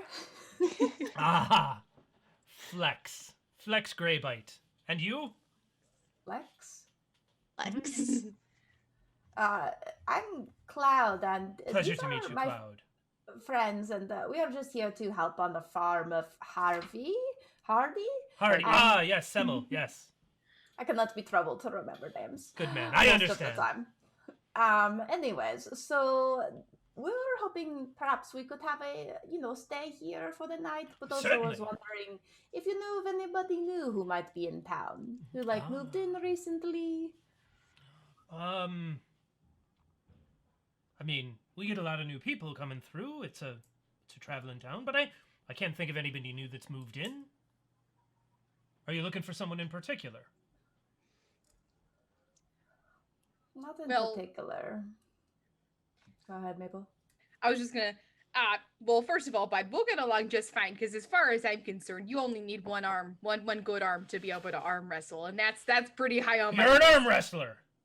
Absolutely, He bud. And it looks- immediately puts his left hand up on the bar. Are you kidding me? Right God, now? I Alright. love this guy and I love Maple so much. Maple's a treasure. What am I doing? He is challenging you to an arm wrestling competition. So, Oh, 3. Is it at disadvantage though, because Maple has to use her left hand? I don't know. Are you 3. right-handed or left-handed? Maple is allowed to be ambidextrous in this case. Oh, okay.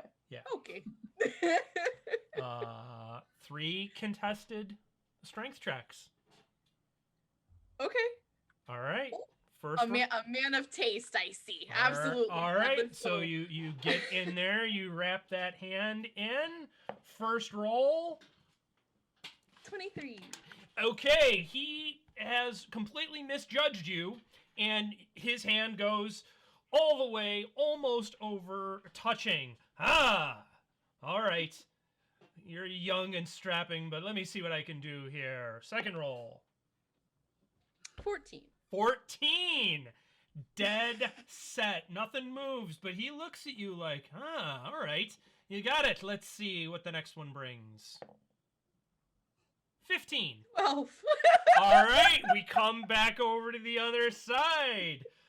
See, youth can never trump age and cunning. One more. 8. I am going to re-roll it because it literally landed cocked between a 17 and a 3. It is dead on its side. Mm-hmm. What did you roll?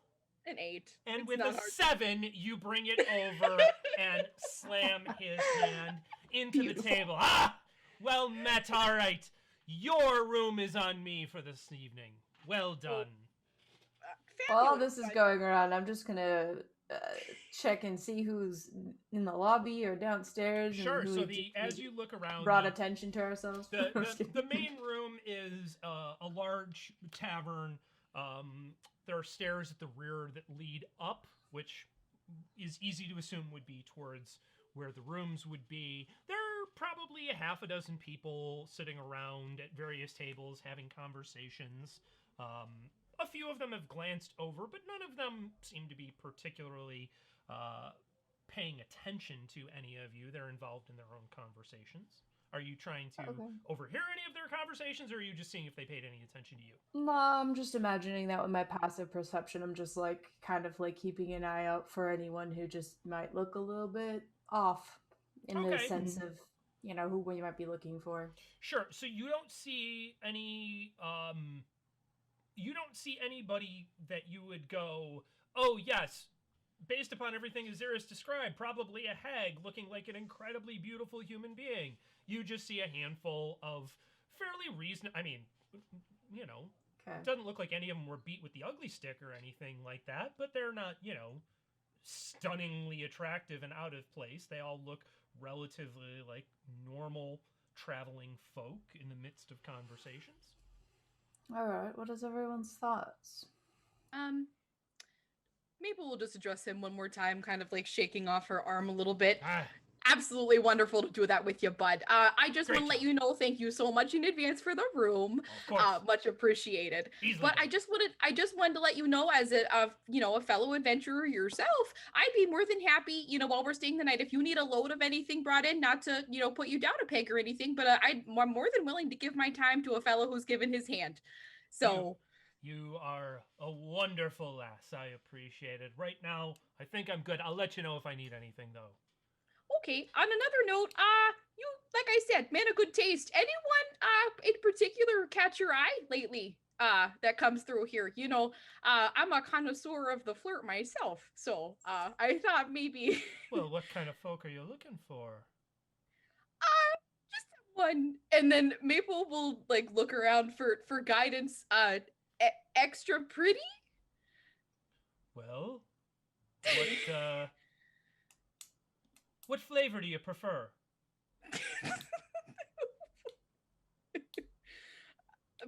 Mabel will look to Fenn. Fenn, there are flavors of pretty. Well, like almonds. Are you looking for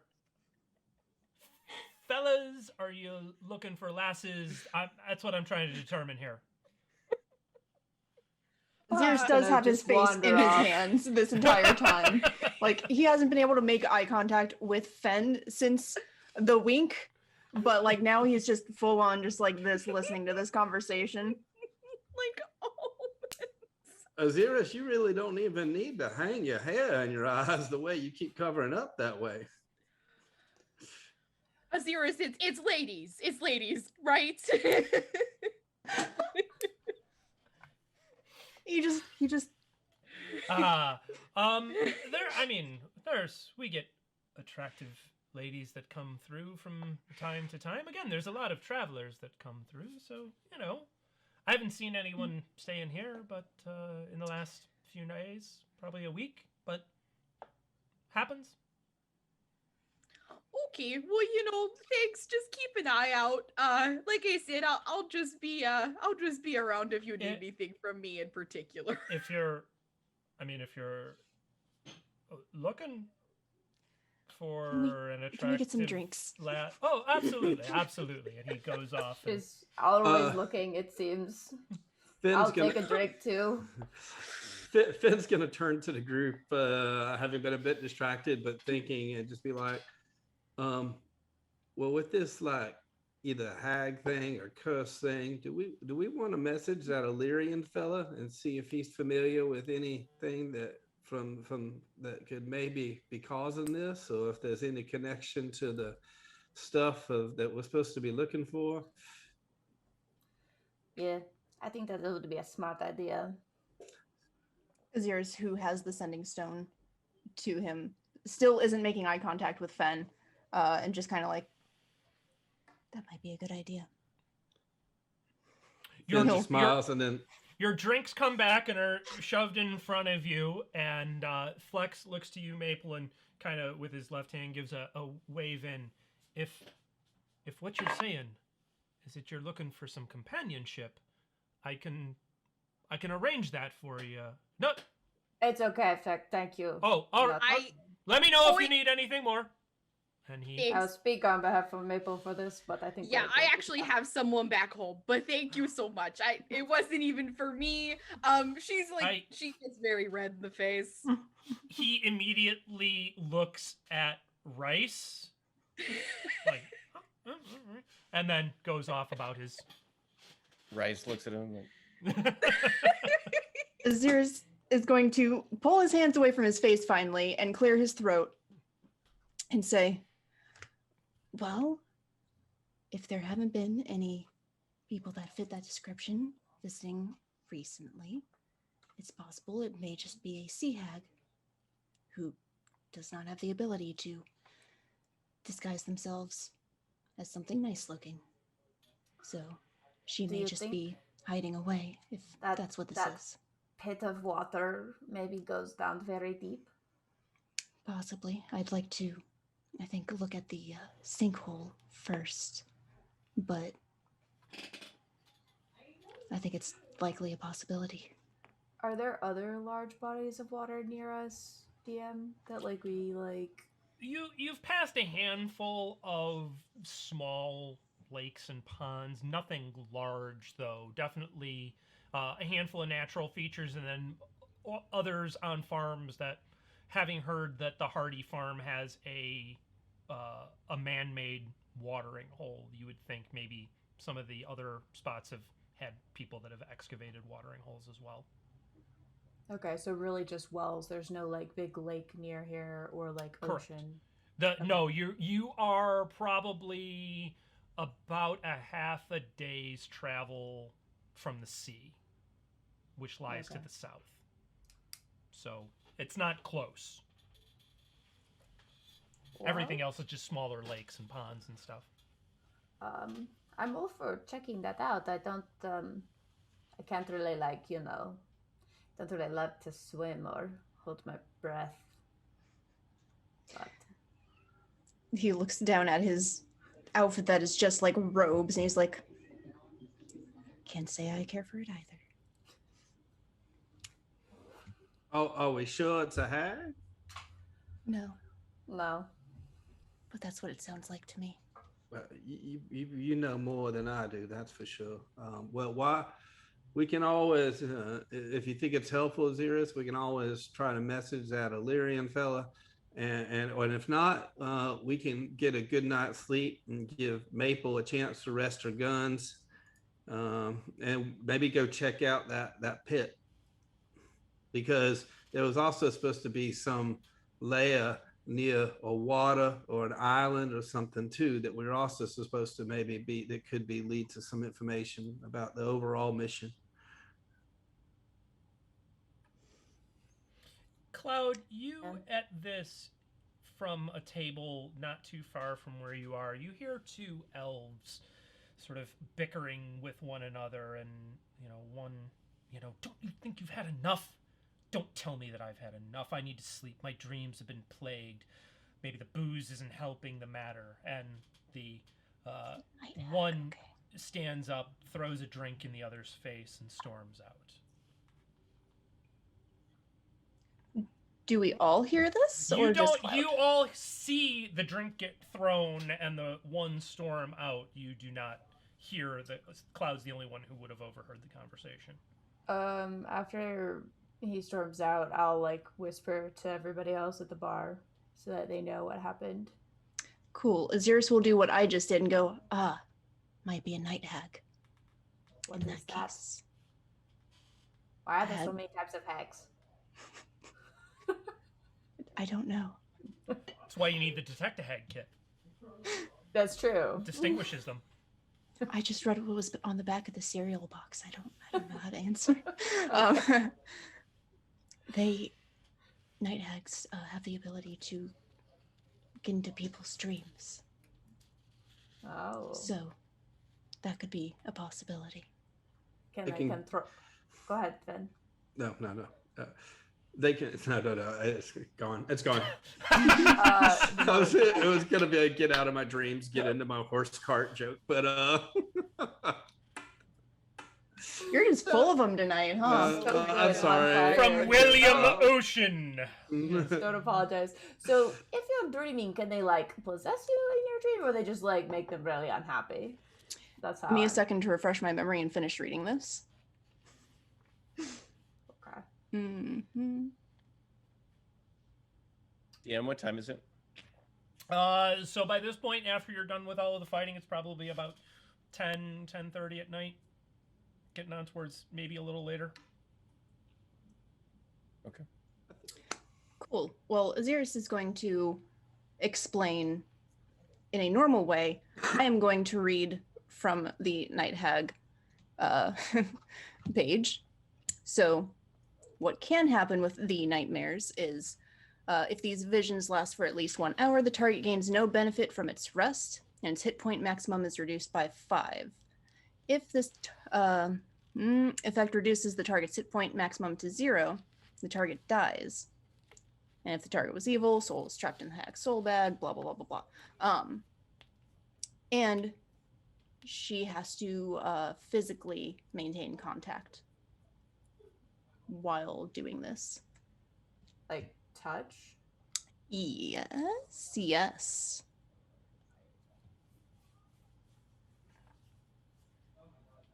Yes. Is the other, so if this one who stormed out who's having the bad dreams, that means that maybe the person who was with them knows? It's possible. Should we ask? I think we should probably let Rhys do that. He's good at talking to people. He is the charismatic one of this party. I actually just want to go to sleep. What if you go to sleep after this? All right, so you want me to talk to whoever's having bad dreams and no, the fellow who's sitting over there. No, the fellow who's sitting over there, his friend left, and the friend who left is having the bad dreams. Go ask the one still sitting there, maybe. Rhys, if you're not feeling up to it, it's okay. You kind of had a rough day. I had a very rough day. I was almost eaten. So we wouldn't have actually let you be eaten, though. I think you can sit this one out if you don't feel up to it. I'm just very surly right now. Okay, so I go over there and I sit down, and then what do I ask? I heard you were having bad dreams. Hey, how can the local drow help you? Is that what I'm going to say? Like, what do you want me to say? Oh boy, well, not that. Probably not that. Ahzyris will scoot out and step over to the person. Yeah. Okay. Talk. All right. So Ahzyris, as you walk up, there is a elven woman sitting there who is covered now in ale and sort of, hand on forehead, staring at the table. Excuse me. I'm sorry to interrupt. I just had a quick question or two, if you don't mind. Go ahead. He will pull out some sort of handkerchief and hand it to her. And as he does, he will say, "Thank you. My friends and I couldn't help but overhear a little bit of your conversation. And one of the things I'm here to do actually is to research some magic affecting dreams. And I was thinking this might be one of those situations. So, do you mind if I ask if you know much about those dreams?" He says he's been visited in the night. Dreams of women trying to seduce him. It's been maybe 2 weeks now, and it has him. It's not good. I don't know. I think it's the drink that's doing it, but I do have a suspicion that there may be something affecting this whole town. This may be a bit forward of me to ask, but are you two together? You live in the same house, is what I'm asking. yes. Would it be all right with you if maybe my friends and I, or maybe just one of us, kept an eye on your house? Obviously not from the inside, but just to see if anything tries to come in. Like I said, I'm trying to do some research. Make a persuasion roll. We'll try. He's doing his best. Can we watch you sleep? Yeah. He didn't suggest from inside. He suggested from outside. Just outside the window, staring. Just Back it up, Edward Cullen. No, you can close the blinds whenever you want. While this is happening, Cloud is going to steal a glance during the conversation to try to see if the face looks trustworthy or like read body language. Sure. Go ahead and give me an insight check, Cloud. Thank you.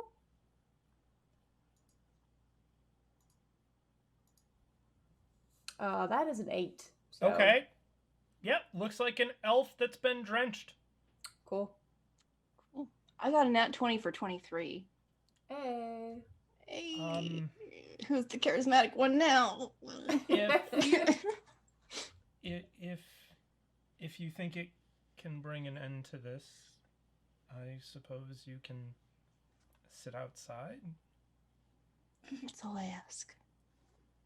Just thank you very much.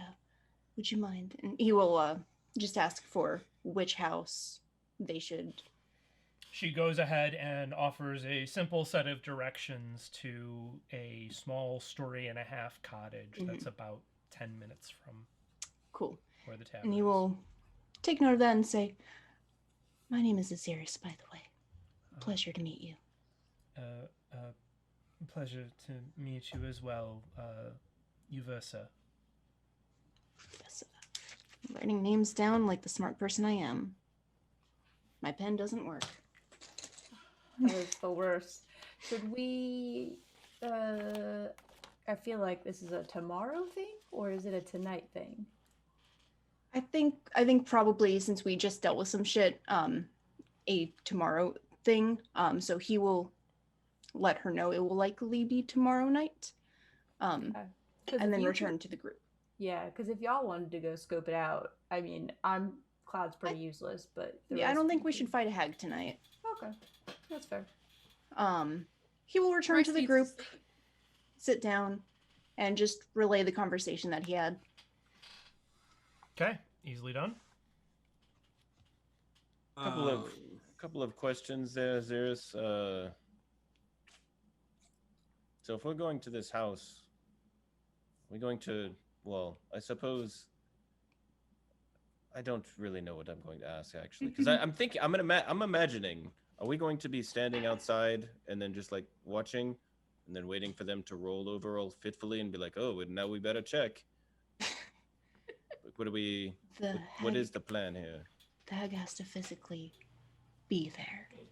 So Okay. we need to keep an eye. So, okay. Make sure that it can get there. Peering in through the window. It has to get into the house, I would imagine. All right. So, Fenn on chimney duty? Sounds good. They can be invisible, by the way. So we will have to be very vigilant. Oh, okay. And make sure all the windows are locked? It can probably...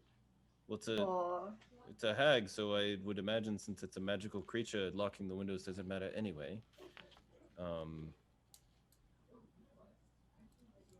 Is this something that we have to do at night? So, like, if we do it tomorrow, is it something that, like, we go check out the pit in the day and then come back tomorrow night and watch that house? I'm sorry, I completely missed that sentence because I realized I was looking at the wrong hag tab. I feel like it's something we'd. Fenn was asking if it's something we have to do at night. Does it have to be done at night? That was unless he sleeps during the day. I'm sorry, hold on. Unless he sleeps during the day. I mean, I'm definitely not much help here. I've never met a hag in my entire life. Ahzyris, thank you so much for your input.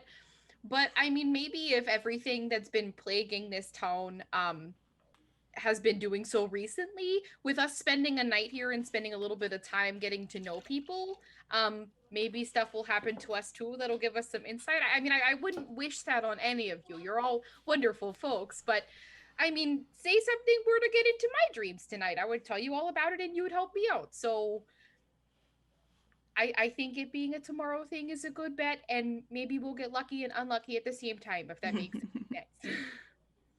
I already have pretty freaky dreams, so I don't know if I'm going to be able to tell, to be honest. Just wanted to see insight check to see if he's touching himself again. I don't want. You can make an insight check no. or a perception check. Control.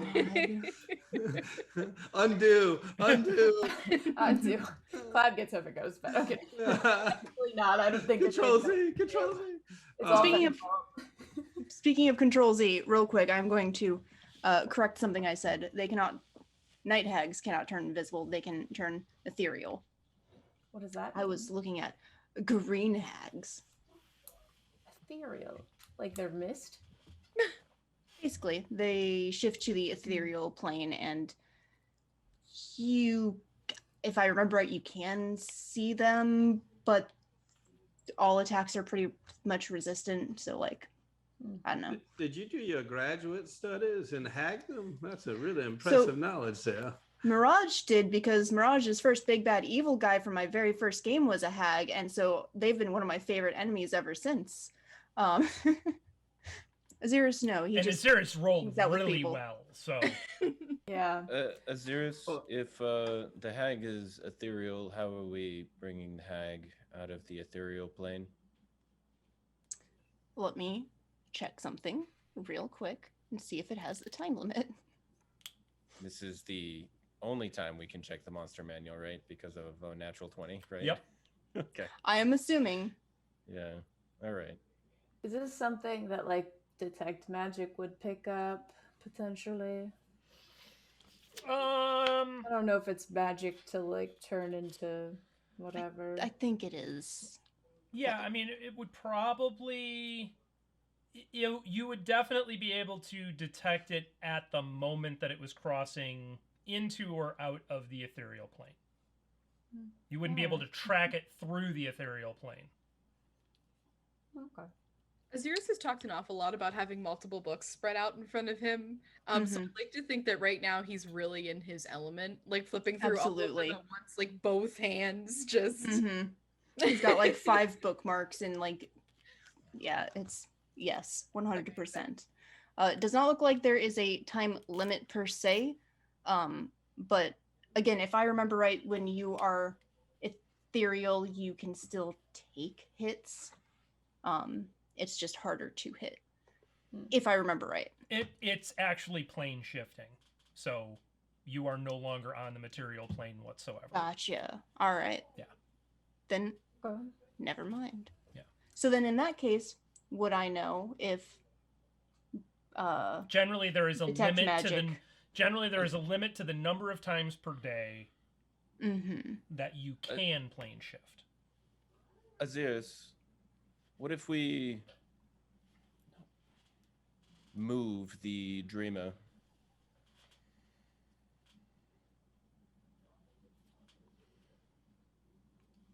What happens? The hag has to follow, right? I mean, I imagine the hag would be a little confused when she finds an empty bed, but probably. Right. But, I mean, so we could do that, or while we saw they were having bad dreams, we could move them. I don't know if that would do anything besides annoy the hag, but maybe we could taunt it enough to warrant it to, I don't know, appear? Well, I think that we should opt for the stakeout, because I don't want the hag necessarily to suspect anything. That would be my... Maybe we should sleep on it and see what the day brings, and then we can stake it out and see if we see anything and get the jump on it. And if that doesn't happen, then maybe then we can lure it out, since we kind of, maybe them goats can help again. Sounds good to me. Whatever you think, Fenn. Fenn's just gonna admire the tooth that Maple, and then just thank her again, and then say, well, I think I'm gonna call it a night, y'all, and then just gonna head up. Yeah. Ahzyris still flipping through like 3 different books is like, Okay. All right. So you all eventually head up and make your long rest. Yep. Yes. Okay. Your dreams are not visited by any sort of evil Oh, and or dang. beautiful creatures that are otherworldly. Whatever is in your dreams is a matter of your dreams. So, you arise the next morning and make your way down, having completed your long rest and all feeling significantly better than you did the night before. There are a handful of folks lingering about. Flex is behind the bar, beginning to busy about the day. Is there anything that you want to do before you head out? I imagine we should head to the farm first. Mm-hmm. Check out the whole. Okay. Yeah. All Yes. right. So you make your way back to the Hardy farm, and as you are getting ready to walk out the door from the tavern, Dwarven man approaches you, and whoever is in the front of the group is the first person he comes to. Excuse me, are you heading to Dacum? Are we? I have and he points over at another dwarf, younger looking dwarf who's sitting over at a table. I need my nephew escorted. I know it's only 2 days travel, but roads can be dangerous. If you're heading that way, I'd be willing to pay you for your trouble to take him along with you. Out of character, are we? Because I do not remember. Yeah. And I only wrote down a couple of names. So out of Towns. character, it is one of the two towns that, leaving Vulci, you can either go north, which would take you through a town called Umbacum, or And you Silva. can head south, which the first town you would reach would be Dacum. Okay. So How soon do you need to get there? We have some business that we need to finish in town. if you're headed that way, we'll be here at least a day. He looks to the rest of the group. Yeah, if it works out. Yeah, but All right. something. Well, I wouldn't say we could commit to because we got to take care of some things first. But we might be heading that direction in the next couple of days. So we if you're still here, you can reach out to us again. All right. Where could we find you if we are able to? We're staying here. Gotcha. Sorry, I did not realize we were still at the... Yeah, you hadn't walked out. I understand. Okay. All right. So you go out. You head off to the farm. Are you going to check in with anybody, or are you just going to head over there? Let's just wander onto his property. No, I think we should check in. I would say probably. check in just to make sure they haven't had any more disturbances since we took out They report that they did not have any further problem that evening. And had anybody else been down to that area since we left? They have begun to let the goats out now, thinking that the problem is solved. So there are hands wandering around, there are goats wandering around, but nobody is like staked out down there. They believe that you've taken care of the problem. Well, with that, let's just say we'd like to go take a look at the pit, and let's go check out a hole in the ground. Hole, All right. hole. Rhys, I would like to say that with your imagery of the owl bar and the severed hand, my first mental image when you said hands are wandering about was not people. That was actually one of the jokes I made. Hand is the word. Hand is the Pee Wee Playhouse word of the day. So it's, All right. So you go ahead and make your way over to where you had fought your battle with the Banderhobbs last night, at the top of the sinkhole. What would you like to do? Does anything look different about the bodies that we just left in plain sight? Go ahead and make an investigation check. I'm going. Actually, you don't even need to make an investigation check. What you see is that one of them seems to have melted into this black sludge like you had seen around the place.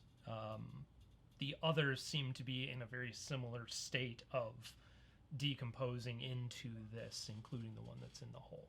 You would see Okay. this. You don't need to So, investigate that. no hags chewing on them. Cool. Good to know. Can we see They further? eat like into the hole? flies. Like, is it just like a pit? Like, there's a bottom to it? Or So maybe what you see is that as it goes down, it seems like it is it sort of curves a bit, and you can't really see past where it curves. So you can't tell if it's like reaching bottom, and it's just got a small opening, or if it goes beyond that. Well, And about how far down to like bottom-ish can we see? Getting Where down, the curve. getting down to where the curve is about 20 feet straight down. Okay. Well, down. It's not straight down; it's an angle. But Cool. is there a way to get down, or does it look like we need gear to get down, or could we be lowered down? you can descend it without needing to rappel or anything like that. It is probably just about a 45-degree angle, so it's steep, but it's not, maybe a little more than 45, but it's traversable. It's not it's not a straight shaft. It's kind of it's a sinkhole. Fenn just kind of looks and says, "Well, I'm willing to run point if y'all just can be ready Sure. behind me." Let's give you one end of the rope and Maple the other, because I trust her the most with that kind So of thing. I'm just gonna tie the rope around me just in case, but I'm gonna try to stealthily go down as quietly as I can. Okay, go ahead and make a stealth check. That's a 15. Okay. You go ahead and begin descending. Is anybody going to immediately follow Fenn, or is he going ahead? Yeah, is this like we're all slowly following after, or are we just popping them in and watching and seeing what happens? Oh, I thought we were just gonna scout it out, and then if Yeah, trouble I thought happens, so jump too. in. Yeah.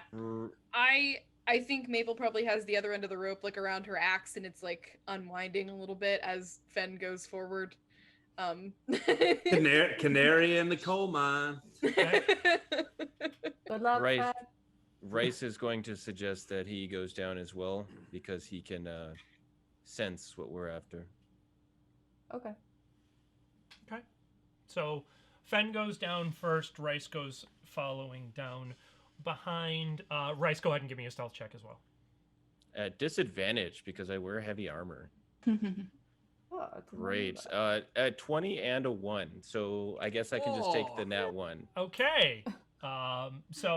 Fenn, Continue. yeah, you are doing an What are you amazing doing? job of being very stealthy, and you just keep hearing chink, chink, chink, chink, chink, chink behind you. So As soon Fenn, as go ahead, Rhys. as soon as Rhys gets to the bottom, he's gonna touch his amulet and say a few magic words and cast detect evil and good, with the intention to see anything within 30 feet of him that could be considered a fae, undead, or anything like that, celestial, elemental, Okay. aberration. So within 30 feet of you, you do not see any sort of emanation of any sort whatsoever. What you both can see is that, having reached sort of where this curve happens, this opens up into some sort of natural sinkhole/tunnel. Like it definitely is natural, but this hole continues to go back quite some ways. You can see that it kind of branches off in a couple of spots, continues to curve, but where you've come down to has sort of flattened out a bit, and it's now more level. Do we see anything on the floor? I mean, there was some mention of debris before. Do we see anything that catches our eye? You can go ahead and make an investigation check if you want to look particularly. Otherwise, all you see are like roots that are kind of sticking up and whatnot. That's a 19. Okay, so you do definitely see drag marks, and you see some remains of what is now a dark enough color that you think it could possibly be blood, but you're not sure. And the drag marks are heading further into Deeper the tunnel. in, yes. Well, y'all, looks like there's some kind of tunnel complex down here that looks like this is where they dragged goats or hands. I'm not afraid. Let's just go. Let's find out. Well, I just wanted to see if the others wanted to come with us or. Wait, how deeper is it? So it's about 20 feet down where it begins to curve. And they're disappearing into darkness, like Yep. more than 30 feet or whatever. Well, they're just depending upon how far they've gone from where that curve is, they would still be visible. But if they continue to go beyond where it curves, then yeah, they're going to move out of sight just by virtue of being beyond where that curve is. So, Are they like glancing back to the group to check in to see if we want to follow, or are they great just... question. Are you guys glancing back to the group to see if they want to follow, or are you just going? Yeah, I'm kind of Okay. like. How about you just scream really loud if you need help? Ahzyris It's will follow really down. dirty down there. I don't know if I really want to go down. Rhys, why don't we just scream even when there's nothing down here? Very good at screaming, so I like this plan. I hate you. With that, and I mean, I don't mean be critical or anything, but any way you can move just so we don't sound like we're just like banging pots together going, here we're coming. Not really. Yeah, okay. It was worth an ask. So I'm going to try to continue move stealthily further down. Okay. And So how far down the tunnel are we? Am I now out of rope?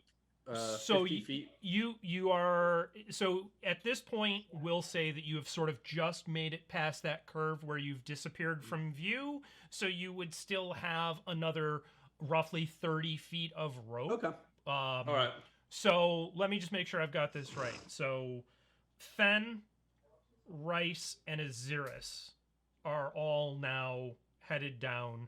Cloud and Maple are staying on the surface. Mm-hmm. Yes, I thought that it leveled out. Are you saying, Chris, that it continues to go down and they're going to run out of rope? Because that's what it sounds like to me. So they have gone down. It has now flattened out. If they continue to travel, they will still have moved at least 50 total feet, but they're not continuing to descend. Okay. All right. So, Fenn, then Rhys, then Ahzyris, or is Rhys going to bring up the rear since he's the loudest? This tunnel is big enough for one of you to go through at a time. Sure. Even with the size of those things? All right. I mean, you could get both of you side by side, but you'd be just... I think I'm good. Yeah. Yeah, Finn's going to move out front. Okay. All right. So Fenn, as you're proceeding, you get roughly another 30 feet in and can see very clearly that where the tunnel is at, it seems to split. There is a straight ahead section that then curves. There is a left and right branch.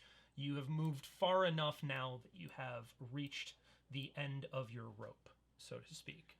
So there's a way to the right and a way to the left.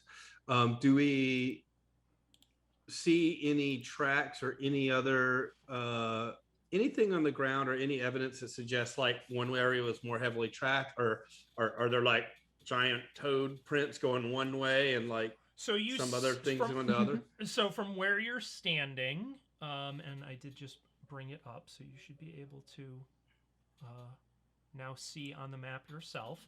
But what you will see is that there are tracks that go pretty much all over the place. There is a set of tracks that run... There's probably more tracks that run down the shaft that is sort of straight ahead of you and then curves, and then back up to the surface. There are fewer tracks that run to the two lateral left and right branches, but there are tracks that are running all throughout.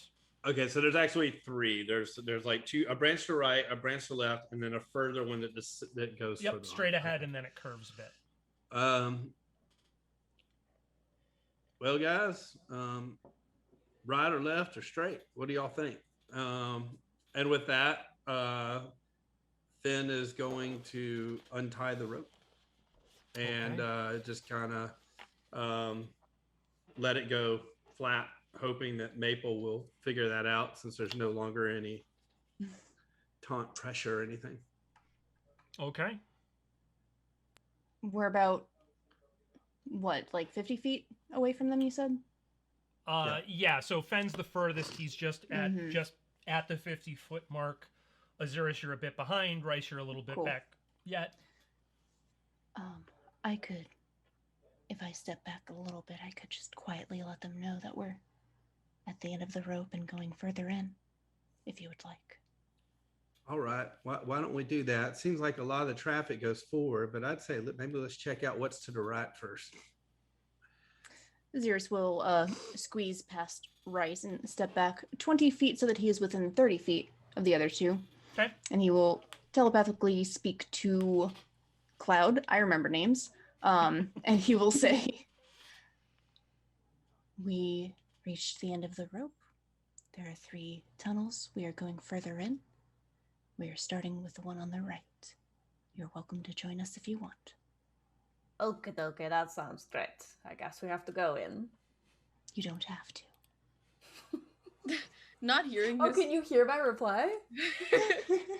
Oh, no, I thought you were replying. Sorry. No, I say it out loud because I just randomly. So I'm imagining Maple's just hearing me.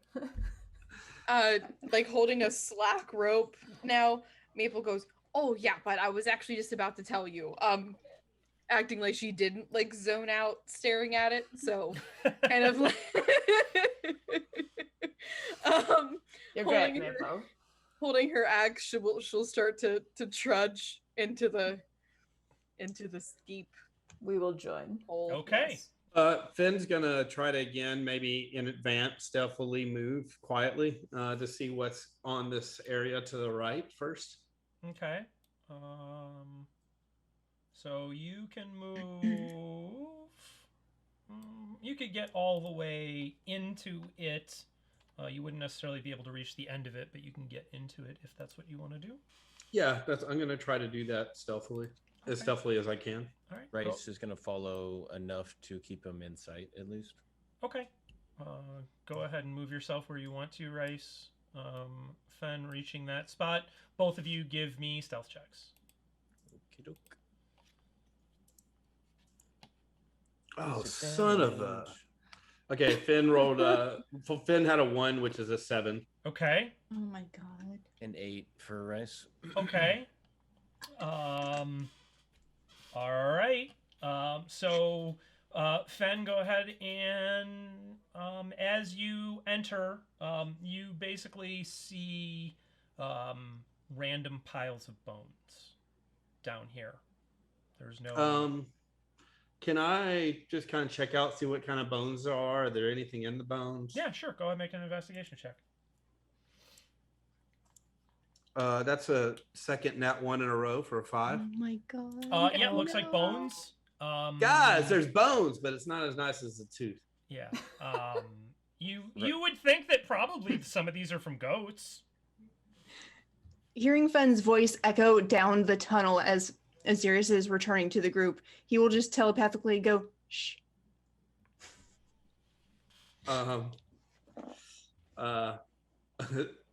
Finn's again gonna look behind him and say, "Oh wait, that was probably me. Sorry." And it's gonna then say, "I'm not thinking there's much there." It's gonna move to the one that was on the other side to see if there's anything of interest there. Again, trying to move to see if I can avoid my 4th 1 today. Go ahead and I rolled back 2 back 1s too. Thank God I didn't do that earlier. Go ahead and make an investigation check. One number 3, let's go. That's a 15. Okay, so looking in here, you see a second sort of collection of bones and some more of that sort of black sludge that you had seen up on the surface. It's all kind of been dumped back in this corner. There's a bunch of congealed flesh and matted fur. This very much looks like it's probably mostly goat, but there's definitely some not goat material here. It's still all bones, basically. Yeah, bones and black stuff. Yeah. I imagine that Cloud is putting a paw on Maple to help stabilize them so that they don't have to step in anything too disgusting as they move forward. Okay. But Cloud's going to make sure that it seems like they're helping Maple navigate Sure. silently in the dark. Sure. I Maple, hope you're not are you reincarnated to those black toad sludge things, Cloud. That'd be like your worst nightmare. Maple, are you keeping your axe covered? Because of the light. Probably if Like, Cloud are you keeping is the leading. light Yeah, covered? I'm Yeah. leading and I'm like giving the hint that we're stealthy, so Okay. probably yeah. Not a problem. I will also cast guidance on Maple. Just be like, you can do this. Okay. Thanks, bud. You want stealth checks from us as well? Or... Not yet. No. Okay. Yeah. Well, Yeah, guess- there's plenty of lack of stealth ahead of you, so we're Yeah, that's probably fair. well defined at this point on the stealth front. I guess with having tink, tink, chosen tink, and found and received bones behind door number 1 and door number 2, Fenn is gonna try to stealthily move and see what's behind door number 3. Okay, how far are you going to move? Let's say about 25 feet. All right, so Because 25 feet as you come around the corner, you see that this tunnel that you have been traversing continues to turn and continues forward. I'm gonna guess, looking back to see how everybody is, and I'm just gonna kind of shrug and try to move ahead quietly another 20-25 feet. Quietly. Fenn's just like, I'm going to move quietly. Or I think it's quiet. We'll see. Yeah, Fenn is not stage whispering very well. All right, Fenn, go ahead and give me a stealth check. Okay. That's a 22. Okay, Rhys, go ahead and give me a stealth check.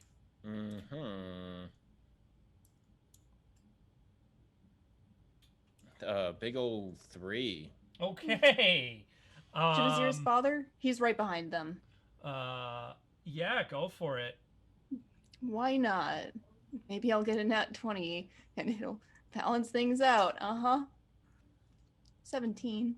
Okay. So Fenn, where you're at now, you can see into this space. There, it seems to open up, and you can see what seems to be a some sort of wrapped something in one corner. It's about human sized. Seems fine. Well, that seems a little odd. You also can begin to see the flicker of firelight. Maybe we won't have to stake the place out tonight. He's just going to, haven't seen that, is going to maybe just motion everybody back a little bit and then whisper to the ones who are within whisper range. So Ahzyris and Rhys, and basically say, there seems to be some kind of like wrapped or mummy thing, and there's some lights ahead. I think we should probably let the others know before we move forward, because it looks like there's something down here. Ahzyris telepathically communicates that with Cloud. Okay. Until they are caught up with us, at least. We're slowly scooching forward. Okay. Getting there. Behind you. You all manage to slowly scooch forward enough to have generally clustered up in the same general vicinity. Good. Throw a fireball right in here. It'll be perfect. Yeah. Who so has that? at this point, Fenn, you are about 25 feet from where it seems like this space opens up. I would, based on like what you just saw, there seems like there's a little like crag right there that I can kind of move up against without necessary, and then peek around the corner to see if I can see anything. On the left or the right side of the tunnel? On the right side, right where I just highlighted with the purple, there's like a little crag that comes out. Like I might be able to get there and peek without putting myself in full visibility. I could take like partial cover or whatever. Yeah, sure. So as you reach there and reaching partial cover, you can see a fire burning with a cauldron atop it, and there is a hag looking fiend woman standing there chanting. I'm just gonna turn and look at Ahzyris and be like, He just kind of, and I'm gonna make the sign of like an A+. he just nods. And Forgot to move. then with that, want to see if we can. Do we just Give me another stealth check. Okay. Can Rhys see the hag at this point? No. That's a 16. Okay, as far as you know, you are being stealthy. So out of character. Yeah. We're gonna pop it, right, guys? Yeah, I mean, we didn't discuss let's- it before we went down the. We There's- sure didn't. You're, To be fair. you're leading the charge, so I Maple don't- and Cloud are at the mercy of everyone up front, so lead I the mean, way. I don't think like follow. evil hag is easy to negotiate with, and I'm not particularly effective at negotiation, so I'm thinking ambush. Yeah. we've got Mr. Mime and Witchfinder 9000 up front, so y'all pick. So I think Fenn is gonna grab an arrow from his bow and look back to everybody, and then like motion forward and be like, "On 5." Rhys is gonna hold up a finger, and he's going to like, and then put his hand on his chest and cast invisibility on himself. Okay. Beautiful. Ahzyris would like to, before we jump in, or as we jump in, he's going to try and cast Hold Person on them. But I'm hoping that when we do on 5, that'll happen first, because on the off chance that it works, it'll help you guys hit better. So Okay. just throwing So- that out there. so if the- we So the plan is But- that you are going to... Ahzyris, are you going to move up to a point where you can try and cast Hold Person, and then they're going to try and come into the space? I am assuming if we're doing an on 5, it's sort of a we rush in and do things. Okay. So I'm just assuming as we rush in, that is what he is planning to do. And he will convey this quietly, telepathically, because he can. Okay. So, given... Because Go ahead. Fenn. I was just gonna, because it's telepathically, Finn's just like, go You first. telepathically shrug. Okay. Okay. Love it. All right. So Uh, here... Go ahead, Rhys. Rhys is just gonna place himself at least right at the edge of like 30 feet from the hag, while invisible. Okay. Are you going to attempt to do that before this pops off, or are you going to wait until Ahzyris and Fenn are entering?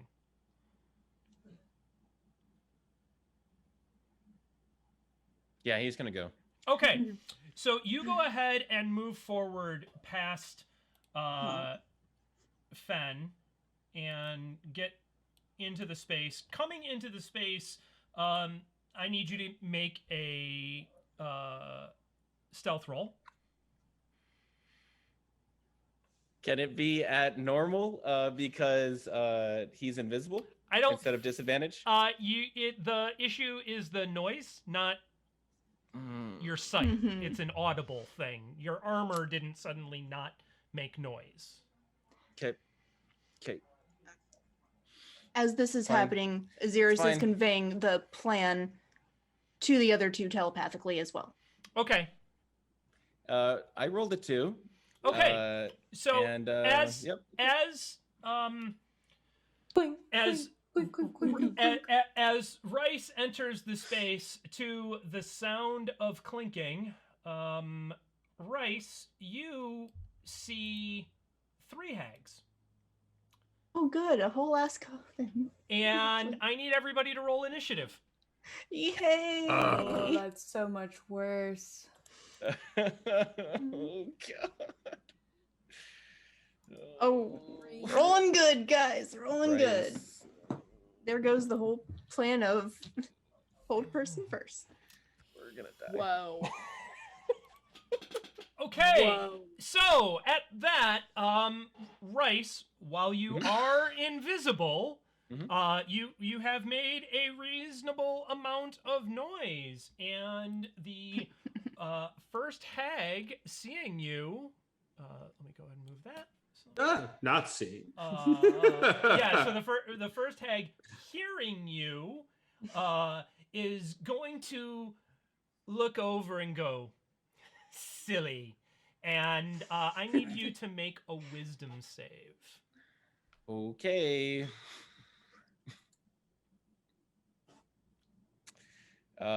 13. Okay, so with that, she casts Hold Person on you at 2nd level, and you are paralyzed. Been nice knowing you, buddy. That is going to... They don't know where he is. They That just know he's is paralyzed. going to end your turn. The second hag is going to... hold on.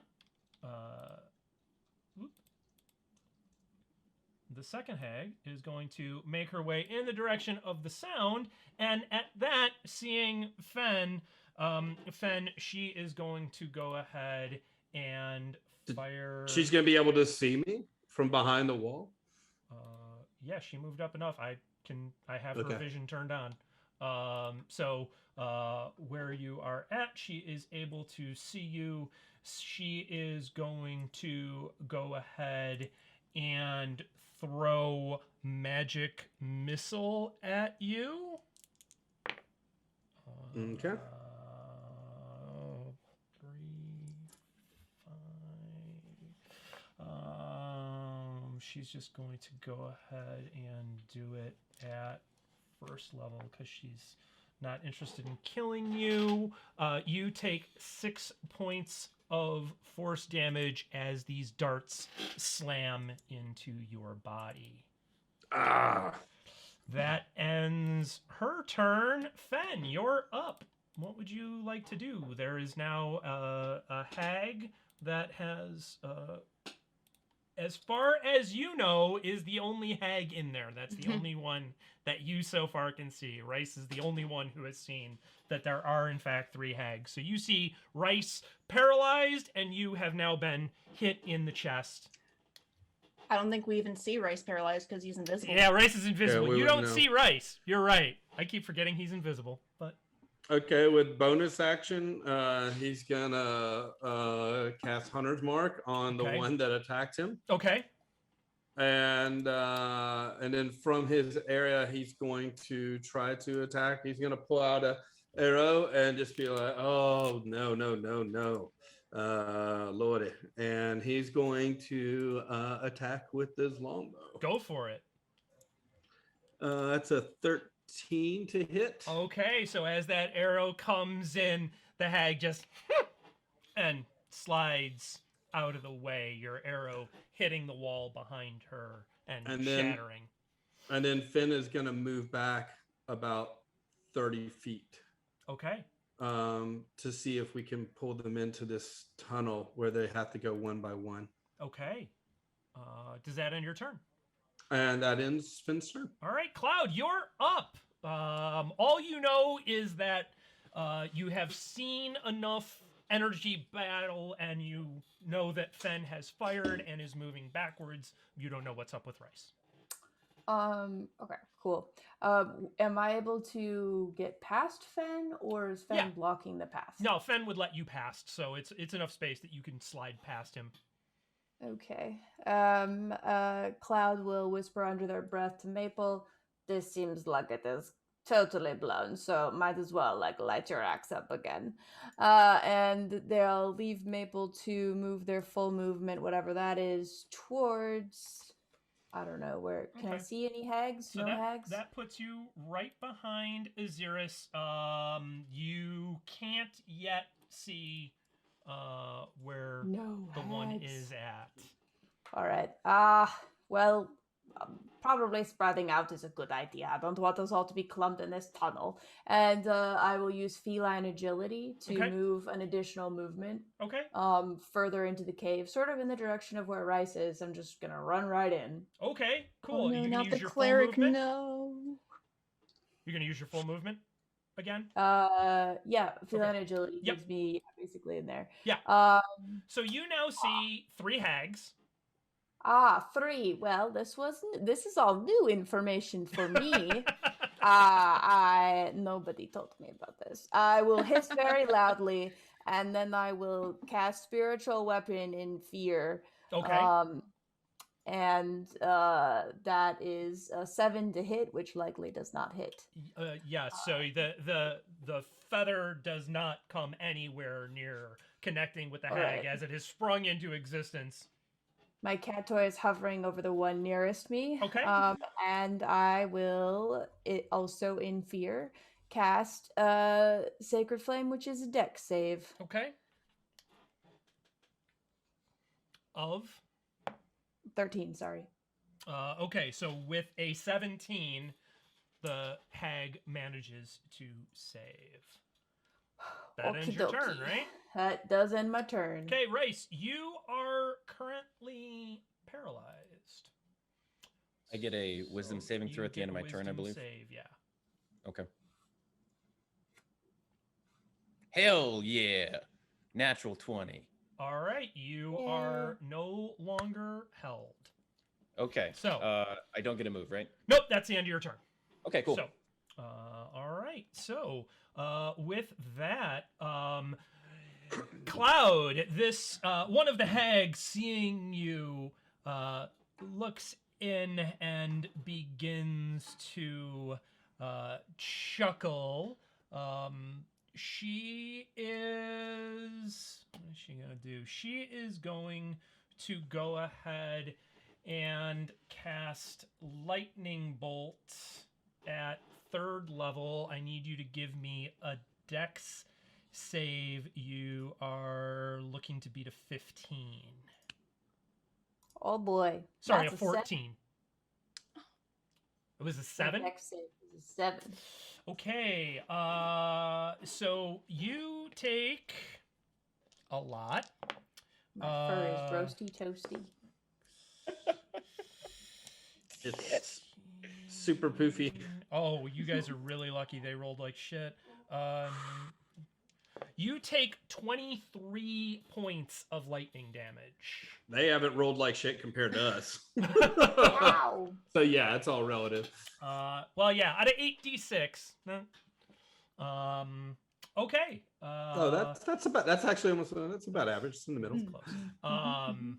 All right, and that will end her turn. Maple, you have from where you're at with your axe now lit up, you can very easily see Fenn and Ahzyris. You probably heard a heck of a yowl from Cloud as this lightning struck them.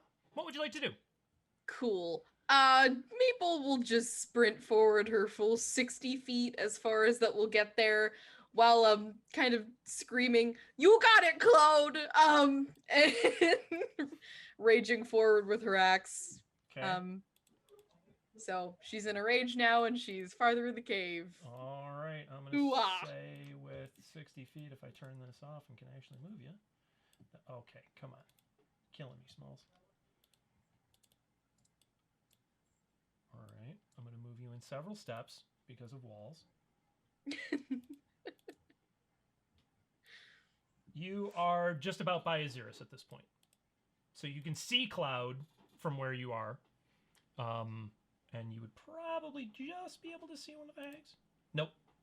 All right. That ends your turn. Wow, 60 feet is not very much. Yeah, that's it. Okay. Actually, hold on. Let me zoom in and actually count. No, you're good. I trust you. I mean, it would get you just in front of Ahzyris. I was pretty darn close, I'm but super slow. It's fine. all right. Ahzyris, you're up. What would you like to do? Yep, so I can see a one hag, and did Cloud say aloud that there are 3? Yep. I probably made lots of explicit sounds as I entered the cave. Great. Yeah.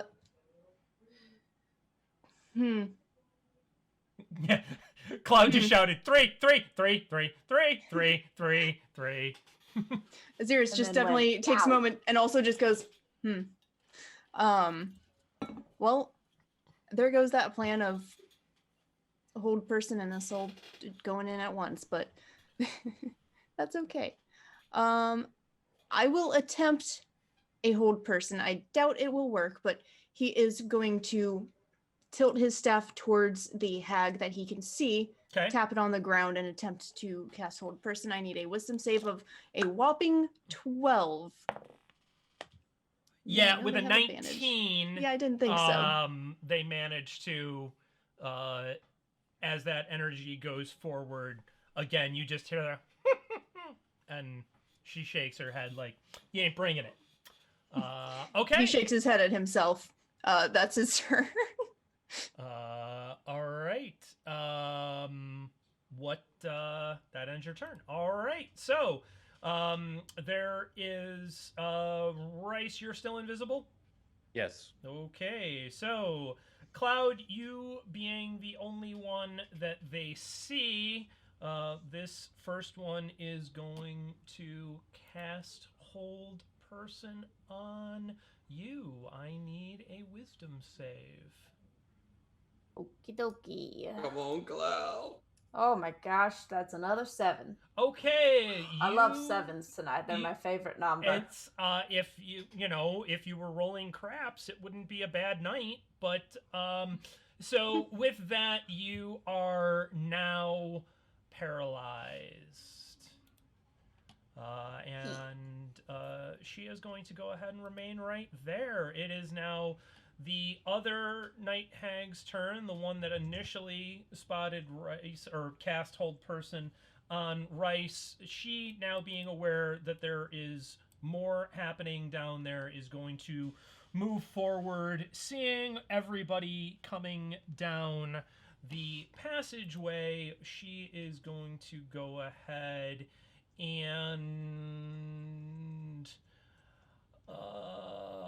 Ahzyris, I need you to give me a wisdom save, because she is going to reach out and tap into your nightmares. Oh, good. 12. Okay, you are frightened, and you take... Just another day in the life. You take 11 points of psychic damage. I was still resistant. That's fine. And that will end her turn. Fenn, you have just seen Ahzyris shudder as this energy has come out in their direction, and you can Wait, now see this hag. Question. Yeah. Just because my understanding was that the first one that attacked actually froze Rhys, and then the second one that attacked actually attacked me with magic missile. So was the one that just cast the spell on Ahzyris the one that attacked me? Because that was the second motion in the first round. Yes. Okay, just want to make sure, because that's who I put Hunter's Mark on. Yes. So seeing that, I just kind of angry and just gonna pull out and attack the one that I've marked with my longbow. Go for it. That's 20 That for hits. 28. All right, so yeah, that arrow sinks in to her chest, and you see her visibly wince at the pain. Doing Natty 20. That is a total of 20 points of damage. nice. All right, she shakes her head a little bit at all of that. And does she have to Sorry. take a concentration save on any of the spells that she casts on Ahzyris? No, Okay. she's not holding concentration on anything. Okay. All right, that ends your turn. That ends my turn. Cloud, it is your turn. You can attempt to make a wisdom save to break the charm person, or hold person, sorry. I will do that. Or else it lasts for like what, a whole minute? A minute. Yeah. Alright, it's a wisdom save. Yes. That's a 23. All right, and you find yourself shaking it off free and ready to go at the start of the next round. Rhys, you are free and able to act. What would you like to do? Rhys is gonna put himself. Can you get past that hag that's in the tunnel right here? Can you get past this hag? Yeah, there's enough space to get around. Okay, so he's gonna put You're himself. gonna stay within melee range though, so you don't Yes. take an opportunity attack. Okay. Yes. Yeah. As soon as he gets to the other side of the hag, he's going to let out a scream and cast Conquering Presence, which requires a Wisdom saving throw from all 3 hags Okay. with a DC of 14. Okay. All 3 of them fail. Somehow, each of them managing to roll a 6. Okay. So they cannot move towards me because they are frightened. Okay. And they have disadvantage on attacks against me. Okay. All right. That ends your turn.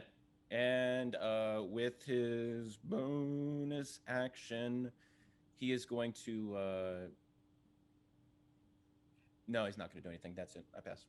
All right. So the hag furthest away from you, seeing all of this happening, suddenly being frightened of you,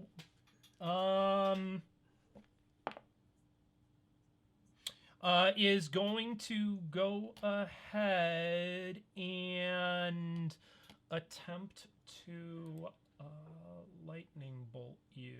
So I need you to give me a dex save. Okay.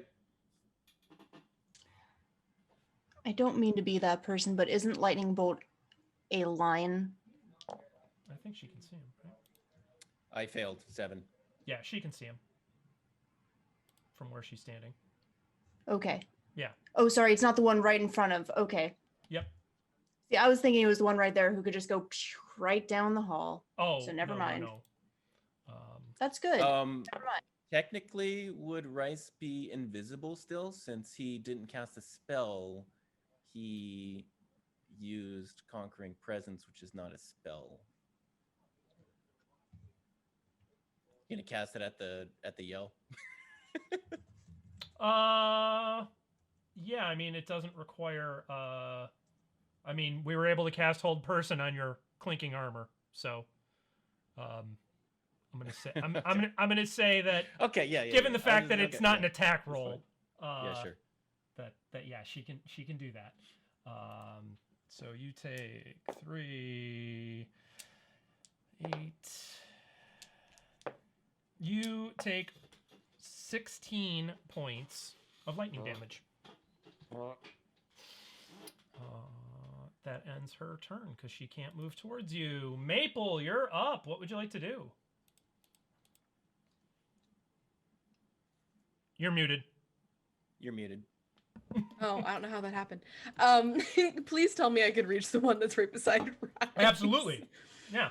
Okay. And that one's been hit. So yeah. Yeah, you can easily get there. I am I'm going to risk it because I have to do as much damage as possible. So I'm going to do my normal, both of my things. It's with advantage, but it's -5. So. Okay. We'll shoot. Well, it wasn't a hit anyway. It was a 14 and a 12. Okay, yeah, no, neither. I know neither of those even.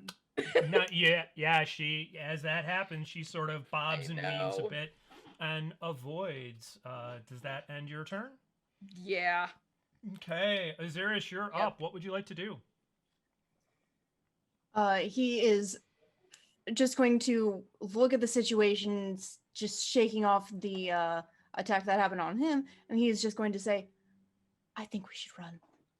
And he is going to cast. Where is it? Hello. Flaming Sphere again. He is going to cast it just to the south of Cloud, so it is not near. Okay. But basically what he is hoping to do is dissuade any of the others from getting any closer to the tunnel. Okay. And once Cloud gets further back, then he's going to pull it back a little bit too. They can't approach Rhys anyway. They can't approach me until they pass their wisdom save. But he also wants to do damage in case they can. So he is going to do that. There is going to be a ball of fire there just in case. Okay. To hit anyone that might be able to come near. Okay.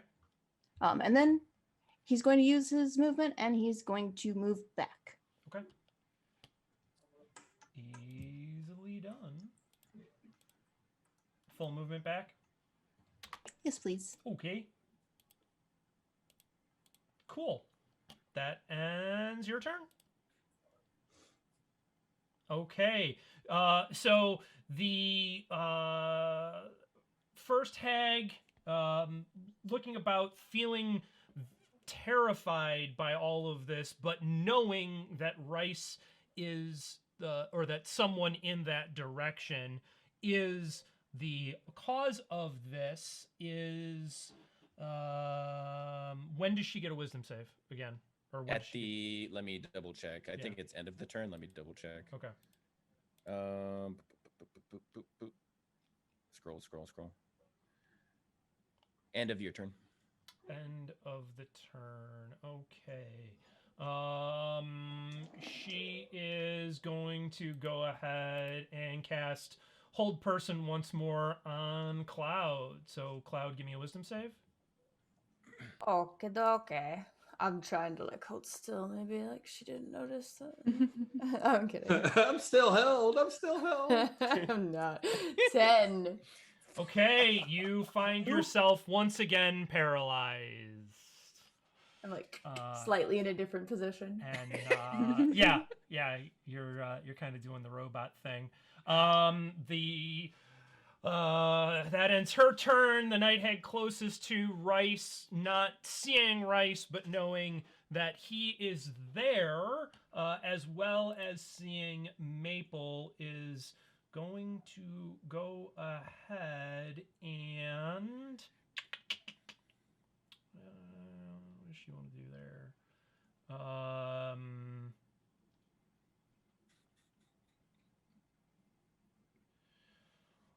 Okay.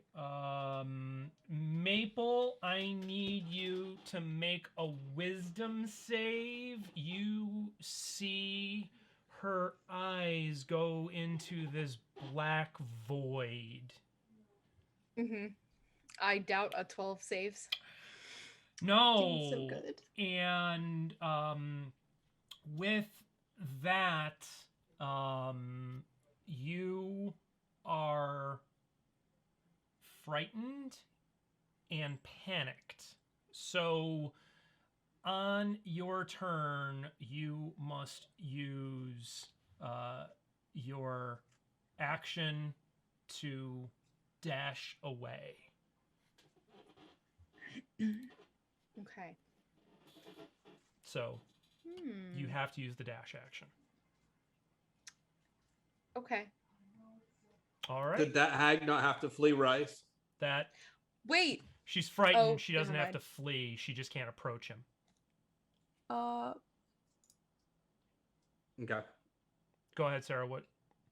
Nope. I was gonna say I get advantage on saving throws, but I got a 12 for both. I looked and I got excited. Okay. No reason to be.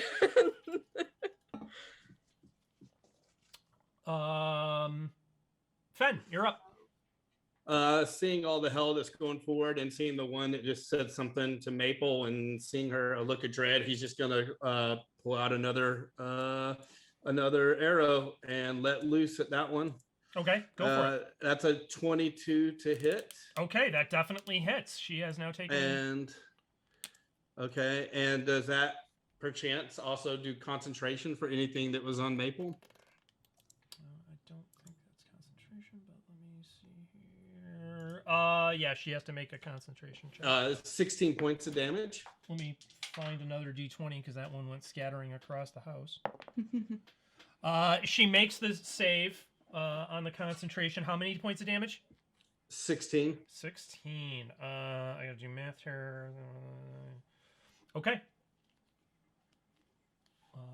Anything else? No, I think he's gonna stay where he is just to kind of keep an eye and see if the others, because he doesn't want to flee yet. Okay, Cloud, you can attempt to break free of the hold person. Okie dokie. Also, it seems that Panicked is maybe a 3.5, and Fear is a spell that maybe 5e is, so maybe something you want to look into. I don't know if Panicked is a 5e condition. I will roll to see if I can break 3. So she cast Eye Bite, which then allows her to force either sleep, panic, sickened. Okay. Yeah. Oh, I missed that spell. I rolled a 23 on my wisdom. I have broken free once more and will be able to use your activity on the next round. Rhys, boy. You're up. What do you want to do? Okay. Rhys is gonna touch his amulet and say tres Aslan and ready both Thunderous and Divine Smite before he swings Shatter Spike at this hag in front of him. Okay. And he definitely does not hit with a 12. No, 12 does not hit. Okay, that ends your turn? Yep, it does. Okay. So the hag furthest back, seeing sort of all of this happening, is going to go ahead and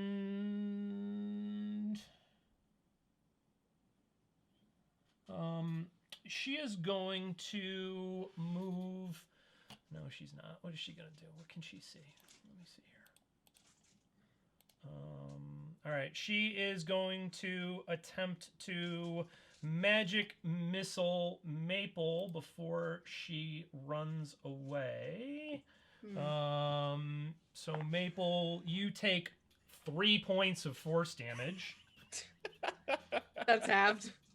Ain't that You just the way? you take 1 point of force damage.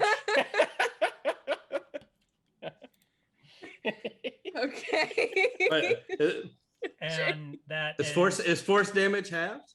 going to All damage for me is halved. Maple's raging. Oh, I thought it was just okay. I didn't realize that. Cool. Because I'm Bear Totem. Maple, you are now Cool. up. You must use your action to run away. I don't get a save or anything, do I? No. You I have just to, you run have to, and- you have to get you have to get more than 60 feet away or to where it can no longer see you. Okay. I mean, yeah, I can move 60 feet.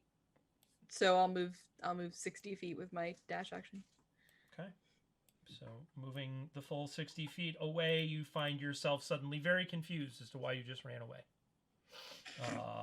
Ahzyris, you're up. Cool. You know what? I'm gonna bonk this fucking hag with my fire. Bonk. You gotta make a dex save. Yes, a dex save of 12 because he is such a good wizard. Well, with a 3, she does not succeed on her save, doing how much damage? Ooh, 5. Okay. I'm such a good wizard, you guys. Oh man, we're doing so well. good. On the plus side, she's the one that's been taking the most damage, so you got that going for you. That is the bare minimum. Okay. So that was his bonus action.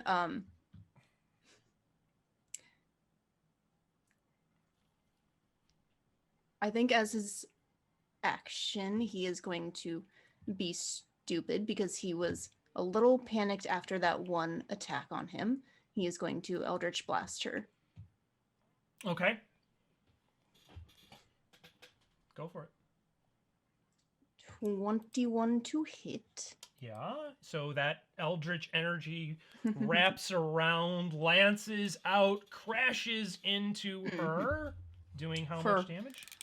A whopping 4 damage. For the first time in a while, you guys see him cast without using his staff, using his hand and muttering like he used to. The area darkens around him. It's been a minute. Okay. 4 entire force damage. Okay. That ends your turn? Yeah, do I need to make a wisdom save? No, because it's a cantrip. Interesting. Yep. That's good to know. Yep. You're okay right now. All right. So, with that, the hag closest to the middle hag, I guess, is going to look about. She cannot see Rhys. It's only me. But she is going to I did 1, 2. Okay, she can do one more there. She is going to lightning bolt in that general direction. Because it doesn't require an attack roll, and she's not stupid. So go ahead and give me a dex save, Rhys. Okay. That was a 12. Okay. So fucked. Nice knowing you, buddy. 16 points of lightning damage. Rhys is knocked out. Okay. And at that, they are no longer frightened. As Rhys pops into view and they shake off the fear, the night hag who is closest to Rhys, seeing Cloud behind them and the rest of the group down the hallway, is going to go ahead and target. We only get one more of these. Fenn, I need you to give me a wisdom save as this hag taps into your nightmares. I think Ahzyris is going to instinctively attempt counterspell. Okay. But it doesn't work. Okay. Fenn rolled double 20s for 23. Oh, damn. Didn't even have to do that. Shit. All right. So, Fenn, you... Because that's a charm spell anyway, so I had advantage as well. So okay, yeah. So you are as this energy comes past, you just sort of shake your head, and she growls with nothing having happened. It's your turn. What do you want to do? I am going to yell to say, "Cloud, can you get out of there?" And then. Would it be an action for me to pick up Rhys? Mm-hmm. Okay. So Fenn is going to run up with his movement, which is 25 feet. Okay. He's going to pick up Rhys as his action. Okay. He is going to drop Hunter's Mark, and with his bonus action, cast Zephyr Strike. Okay. And then he's going to use the remaining 40 feet of his movement to carry Rhys back out. Okay. And move 40 feet in that direction, and no opportunity attacks because of Zephyr Strike. Okay. Fuck yeah. All right. Cool. V fucking P here. I add that in his action, and then just Cloud. I hope you get out. That's all I can think to do. Cloud, Yeah. you're up. It's my turn. And It's I your have to turn. use it. Yeah, and you Whoa. are not paralyzed for this I'm one. not So paralyzed. All right. Well,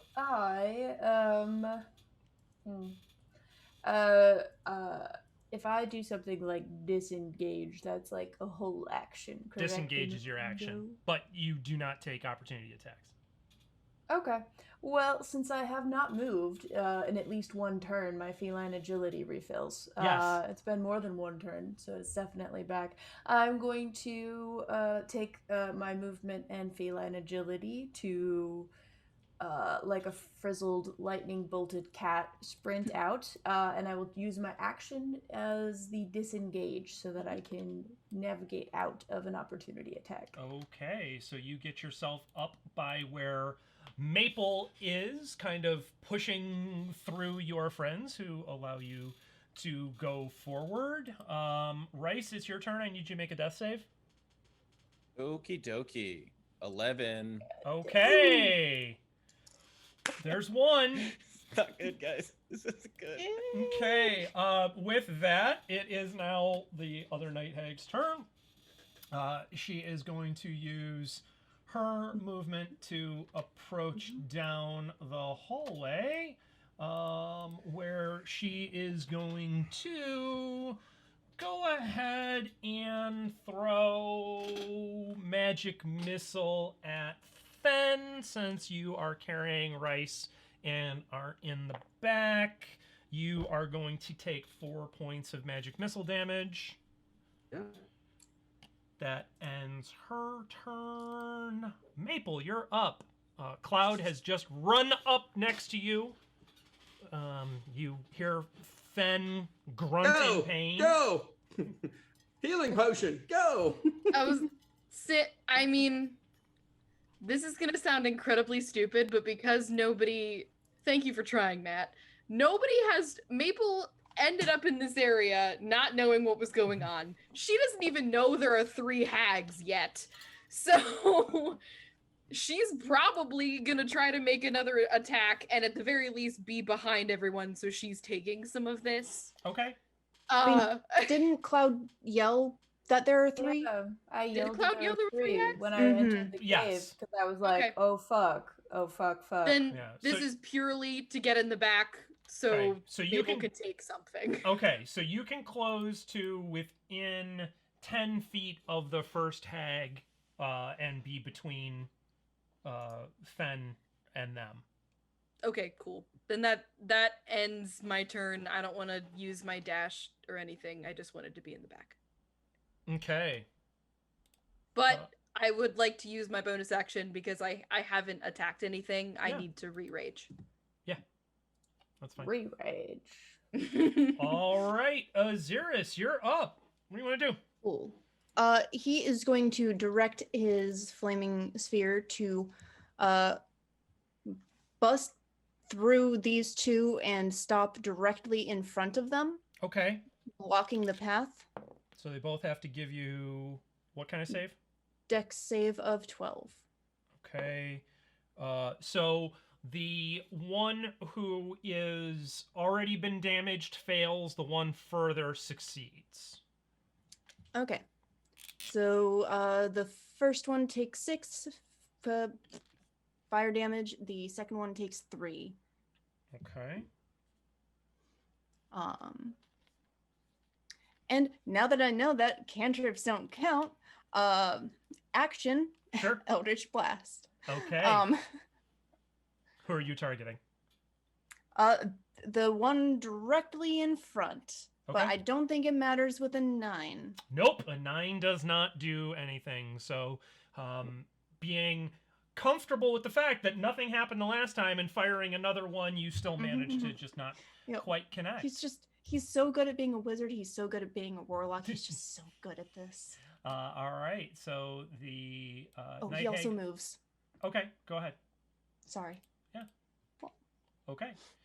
And away he goes. The Night Hag that was still in the room advances forward. She mutters something in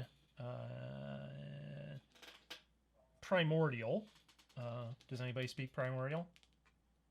No. I do. Nope. You do? Oh, hell yeah. Okay. I So, do. Cloud, what you hear is we haven't much left. We have. Okay.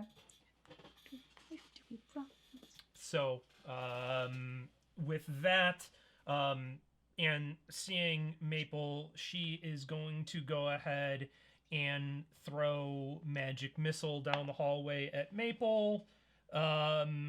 Maple, you take 1 point of damage after the 2 was halved. Okay. Meh. Cloud, you again hear in Primordial, I know, but they're fleeing. And Maple, you take another fucking 1 point of magic missile damage. Hell yeah. We love magic missile. Fenn, you're up. What would you like to do? Ben. Oh man. Fenn is going to cast Goodberry. Okay. And then taking Rhys, move around this corner where the hags can't see them. Okay. With the intention, and I don't know how you want to handle this, Chris, a good berry as opposed to a potion. If that'll be normally it would be an action for a creature to take it. So I don't know if it's an action for me later to feed it to him since he's unconscious, or how do you want to handle that? So we'll treat it like it's a healing potion, and you can do it as a bonus action. Okay, so as a bonus action, I'm going to feed him one good berry, which should bring him back with 1 point. Okay. Yay. Rhys, you are stable. With 1 or 0? With 1. Okay. Yeah. Cool. So you do not have to make any more death saves. And that will end Fenn's turn. All right. Cloud, you're up. Maple is behind you, having had what look like fireflies kind of tink around her a little bit, and she probably has just kind of shaken her head like, huh. And you can see 3 hags. Cloud will relay what they heard. I think that they're running out of spells, but also they do not look hurt at all. As like smoke's like rising off of their fur. So I don't know, but I really don't think that it's a good idea still. But I don't know. So Cloud is going to bonus action move spiritual weapon up. I'm assuming it's still up. To the hag that is closest to Maple and try to whap her with a feather toy. Give it a go. All Whap right. away. Let's see if the whapping works. I just want to attack. Okay, here we go. Oh, that is a 7. Lucky Okay. number 7. Yes. So continuing the Steph/Cloud run of trying to get to 21, you have made blackjack, but have failed to connect with the Night Hag. So. All right. Well then, Cloud is going to continue running past up where Ahzyris is, Okay. and on the way, they're going to place a paw on Rhys's chest really quickly and cast the cantrip Spare the Dying, which neutralizes him as unconscious. Okay. So Cool. no more he- death saves. I'm at he's 1 already HP. he's already got it. Oh, sorry. I gave him a good berry as a bonus action. Never mind. Then as I run past, I will poke him on the nose and cast Cure Wounds. Okay. Great.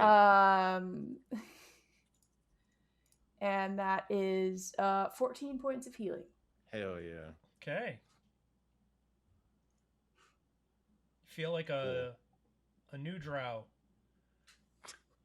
Does that end your turn? Yes. All right, Rhys, you have snapped back into consciousness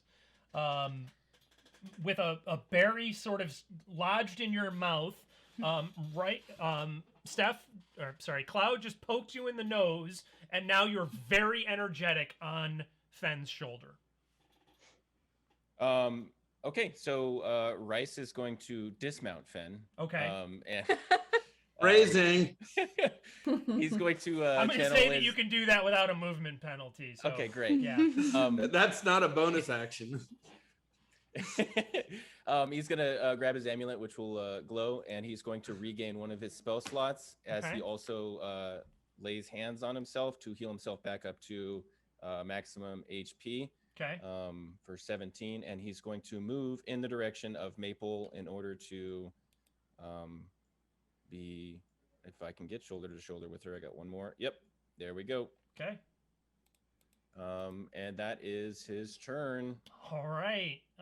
So with that, the hag closest to you both now seeing the two of you there is really unhappy seeing you turn around and come back. And you hear her mutter something. And she disappears. You have no idea where she went. Can that- Wright? No, never mind. He ends- lost concentration. Sorry. That ends her turn. Maple, you're up. You see two hags. One has just disappeared. Quick question, or I guess Okay. reminder. Sure. Flaming Sphere is still up and still in the hallway. Okay. Was directly in front of. I can't see it anymore, so I don't know Mhm. if they have moved. But just a reminder that it is still there if any of them go through it or end their turn within 5 feet. But that's all. Okay, so the one that just disappeared did end her turn. Did not end her turn within 5 feet of it. She started her turn within 5 feet of it. I didn't think so, but I just Yeah. wanted to double check. Yep. Maple, you're up. What would you like to do? There's a flaming sphere and two hags. Where is the sphere? The sphere is about where the hag that just disappeared was.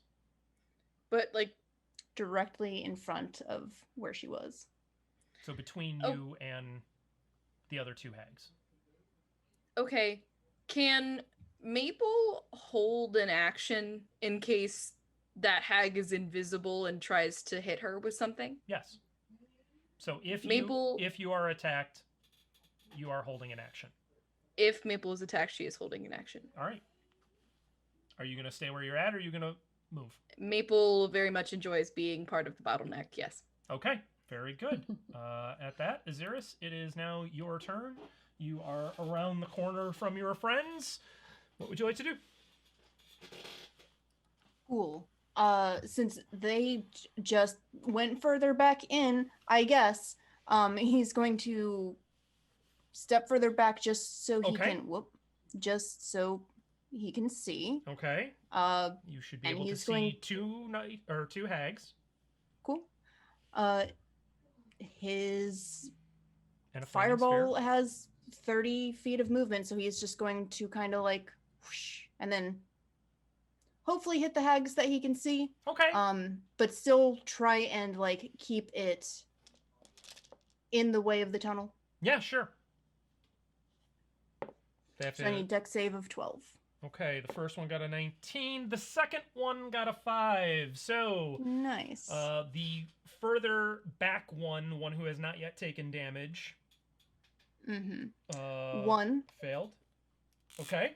Oh, sorry. The one who failed. Yeah. The one who failed took 9 fire damage. The other one took 1. Okay. Probably didn't need to reduce that. Okay. No, that is reduced. Well, yeah. I guess you have to reduce it again. Yeah. Did that end your turn? Nope. May as well just fucking. You know what? I'm just a broken record. Let's Eldritch Blast this. Eldritch Blast. All right. The front one or the back one? Which one looks more hurt? The front one.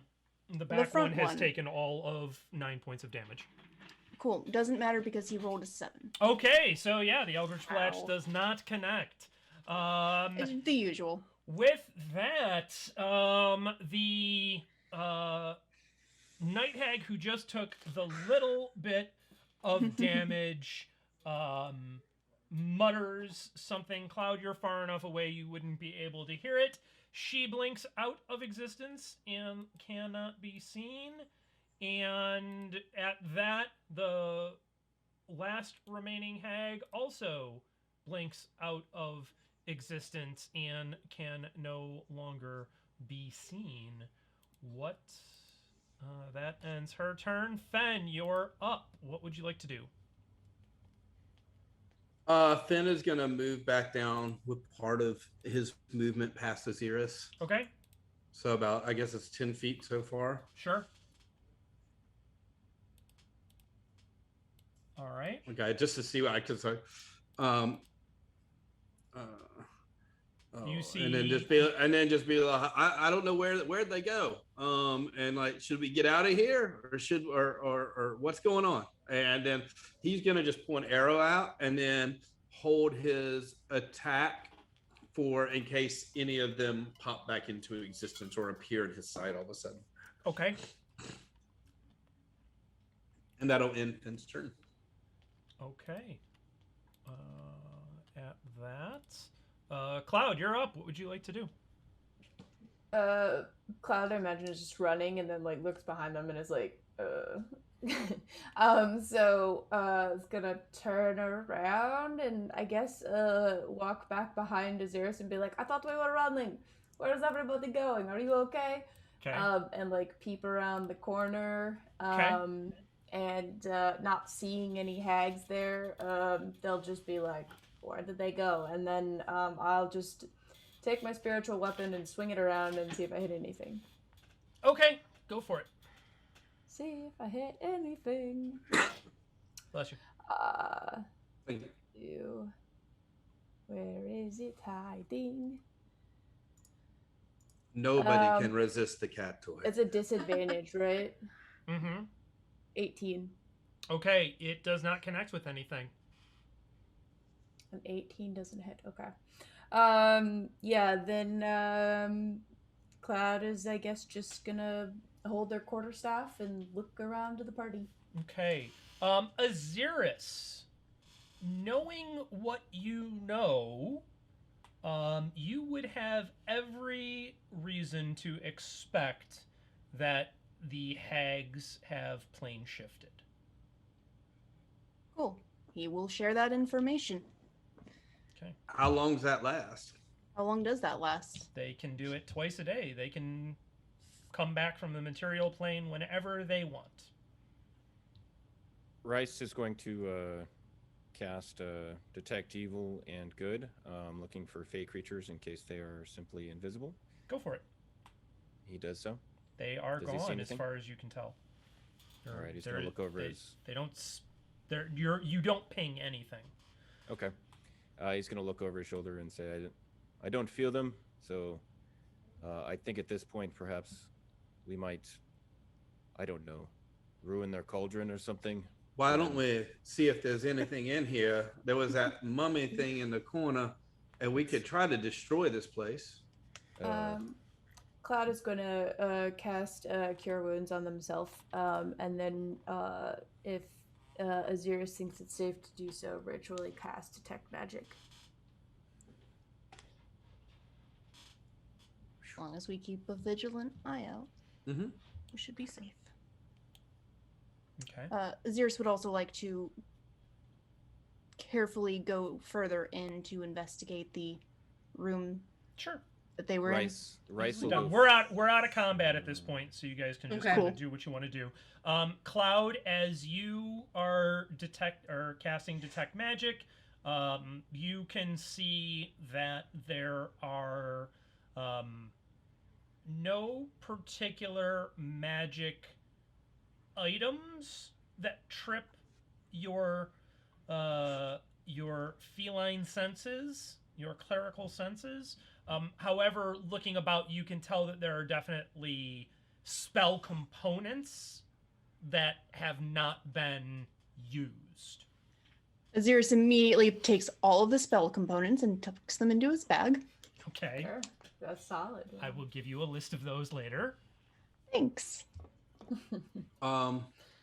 Finn's gonna go over and look at that like mummy thing. Sure. That is the corpse of what looks to be a farmhand, based upon the way they're dressed. The one who was swallowed, probably. Rhys looks at Ahzyris and kind of kicks the cauldron and says, "This is important, right? For the..."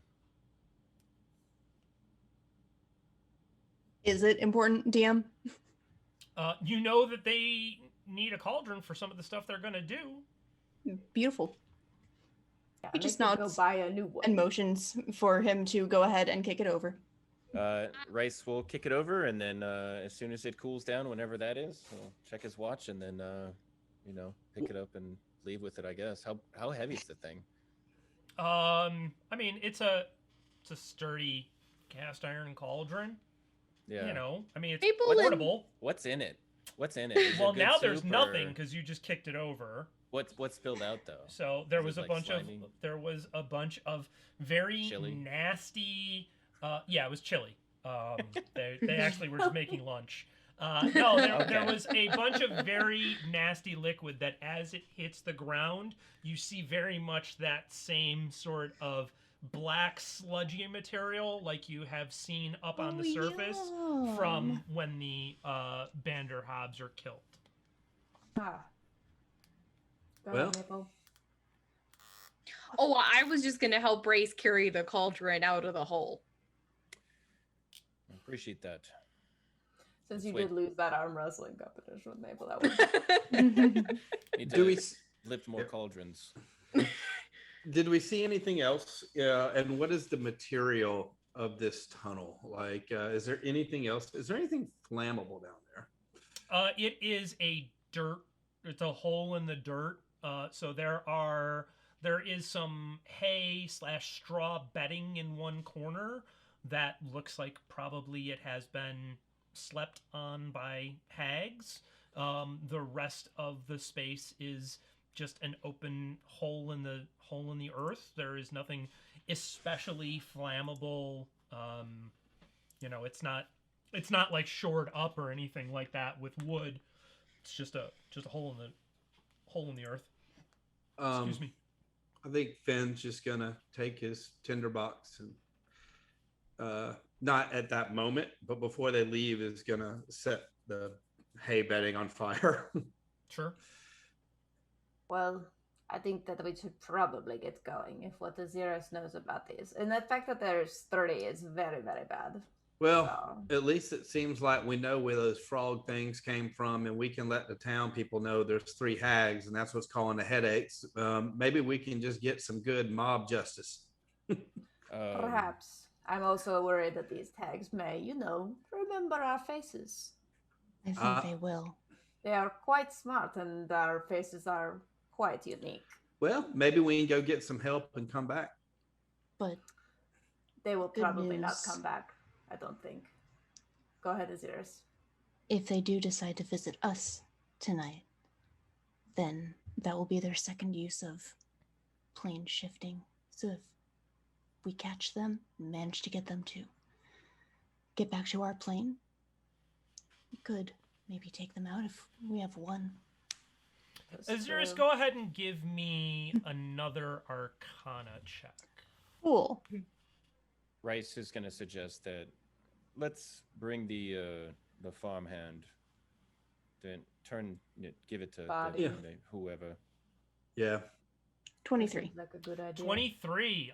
So you know that if they chose to plane shift, it was because they felt like they were losing. Assuming that Cloud recounted, I think they said they did, what the 3 had said, you would have every reason to believe that they were basically out of spell slots. And that they chose to flee because they were tapped. Yeah. Yeah, and maybe next time we got to work out a better heavy armor invisibility plan. So you guys go ahead and gather the farmhand's corpse and head out. I set it on fire as much as I can before I leave. The space, Rhys not the farmhand's corpse, right? No. Okay, unless they want to pyre later. All right. Rhys will say to Fenn, I deserved both of those lightning bolts. So nobody deserves it. That makes Well, you if feel there's any only better. way I could transfer mine to yours, Rhys, I would. I don't know about 3. I think 2 was enough for me, and I'm good with 2. But So you make your way back to the surface, dragging the cauldron and the corpse of the farmhand. I feel like we don't need to drag it. We could probably carry it if we can. And use one hand. Duke.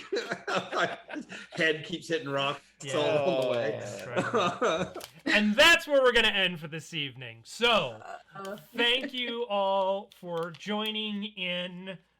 Thank you to my party for, I guess, foiling my hag coven. Thank you all for joining in. We will see you on Monday at 9 p.m. Eastern, 6 Pacific, for Keeps and Conversations, and next Wednesday at Hunted by hags. regular bat time for hag and revenant hunting, because we're amassing a whole collection of things that are hunting the party now. So we'll see y'all soon. Cheers. Bring it.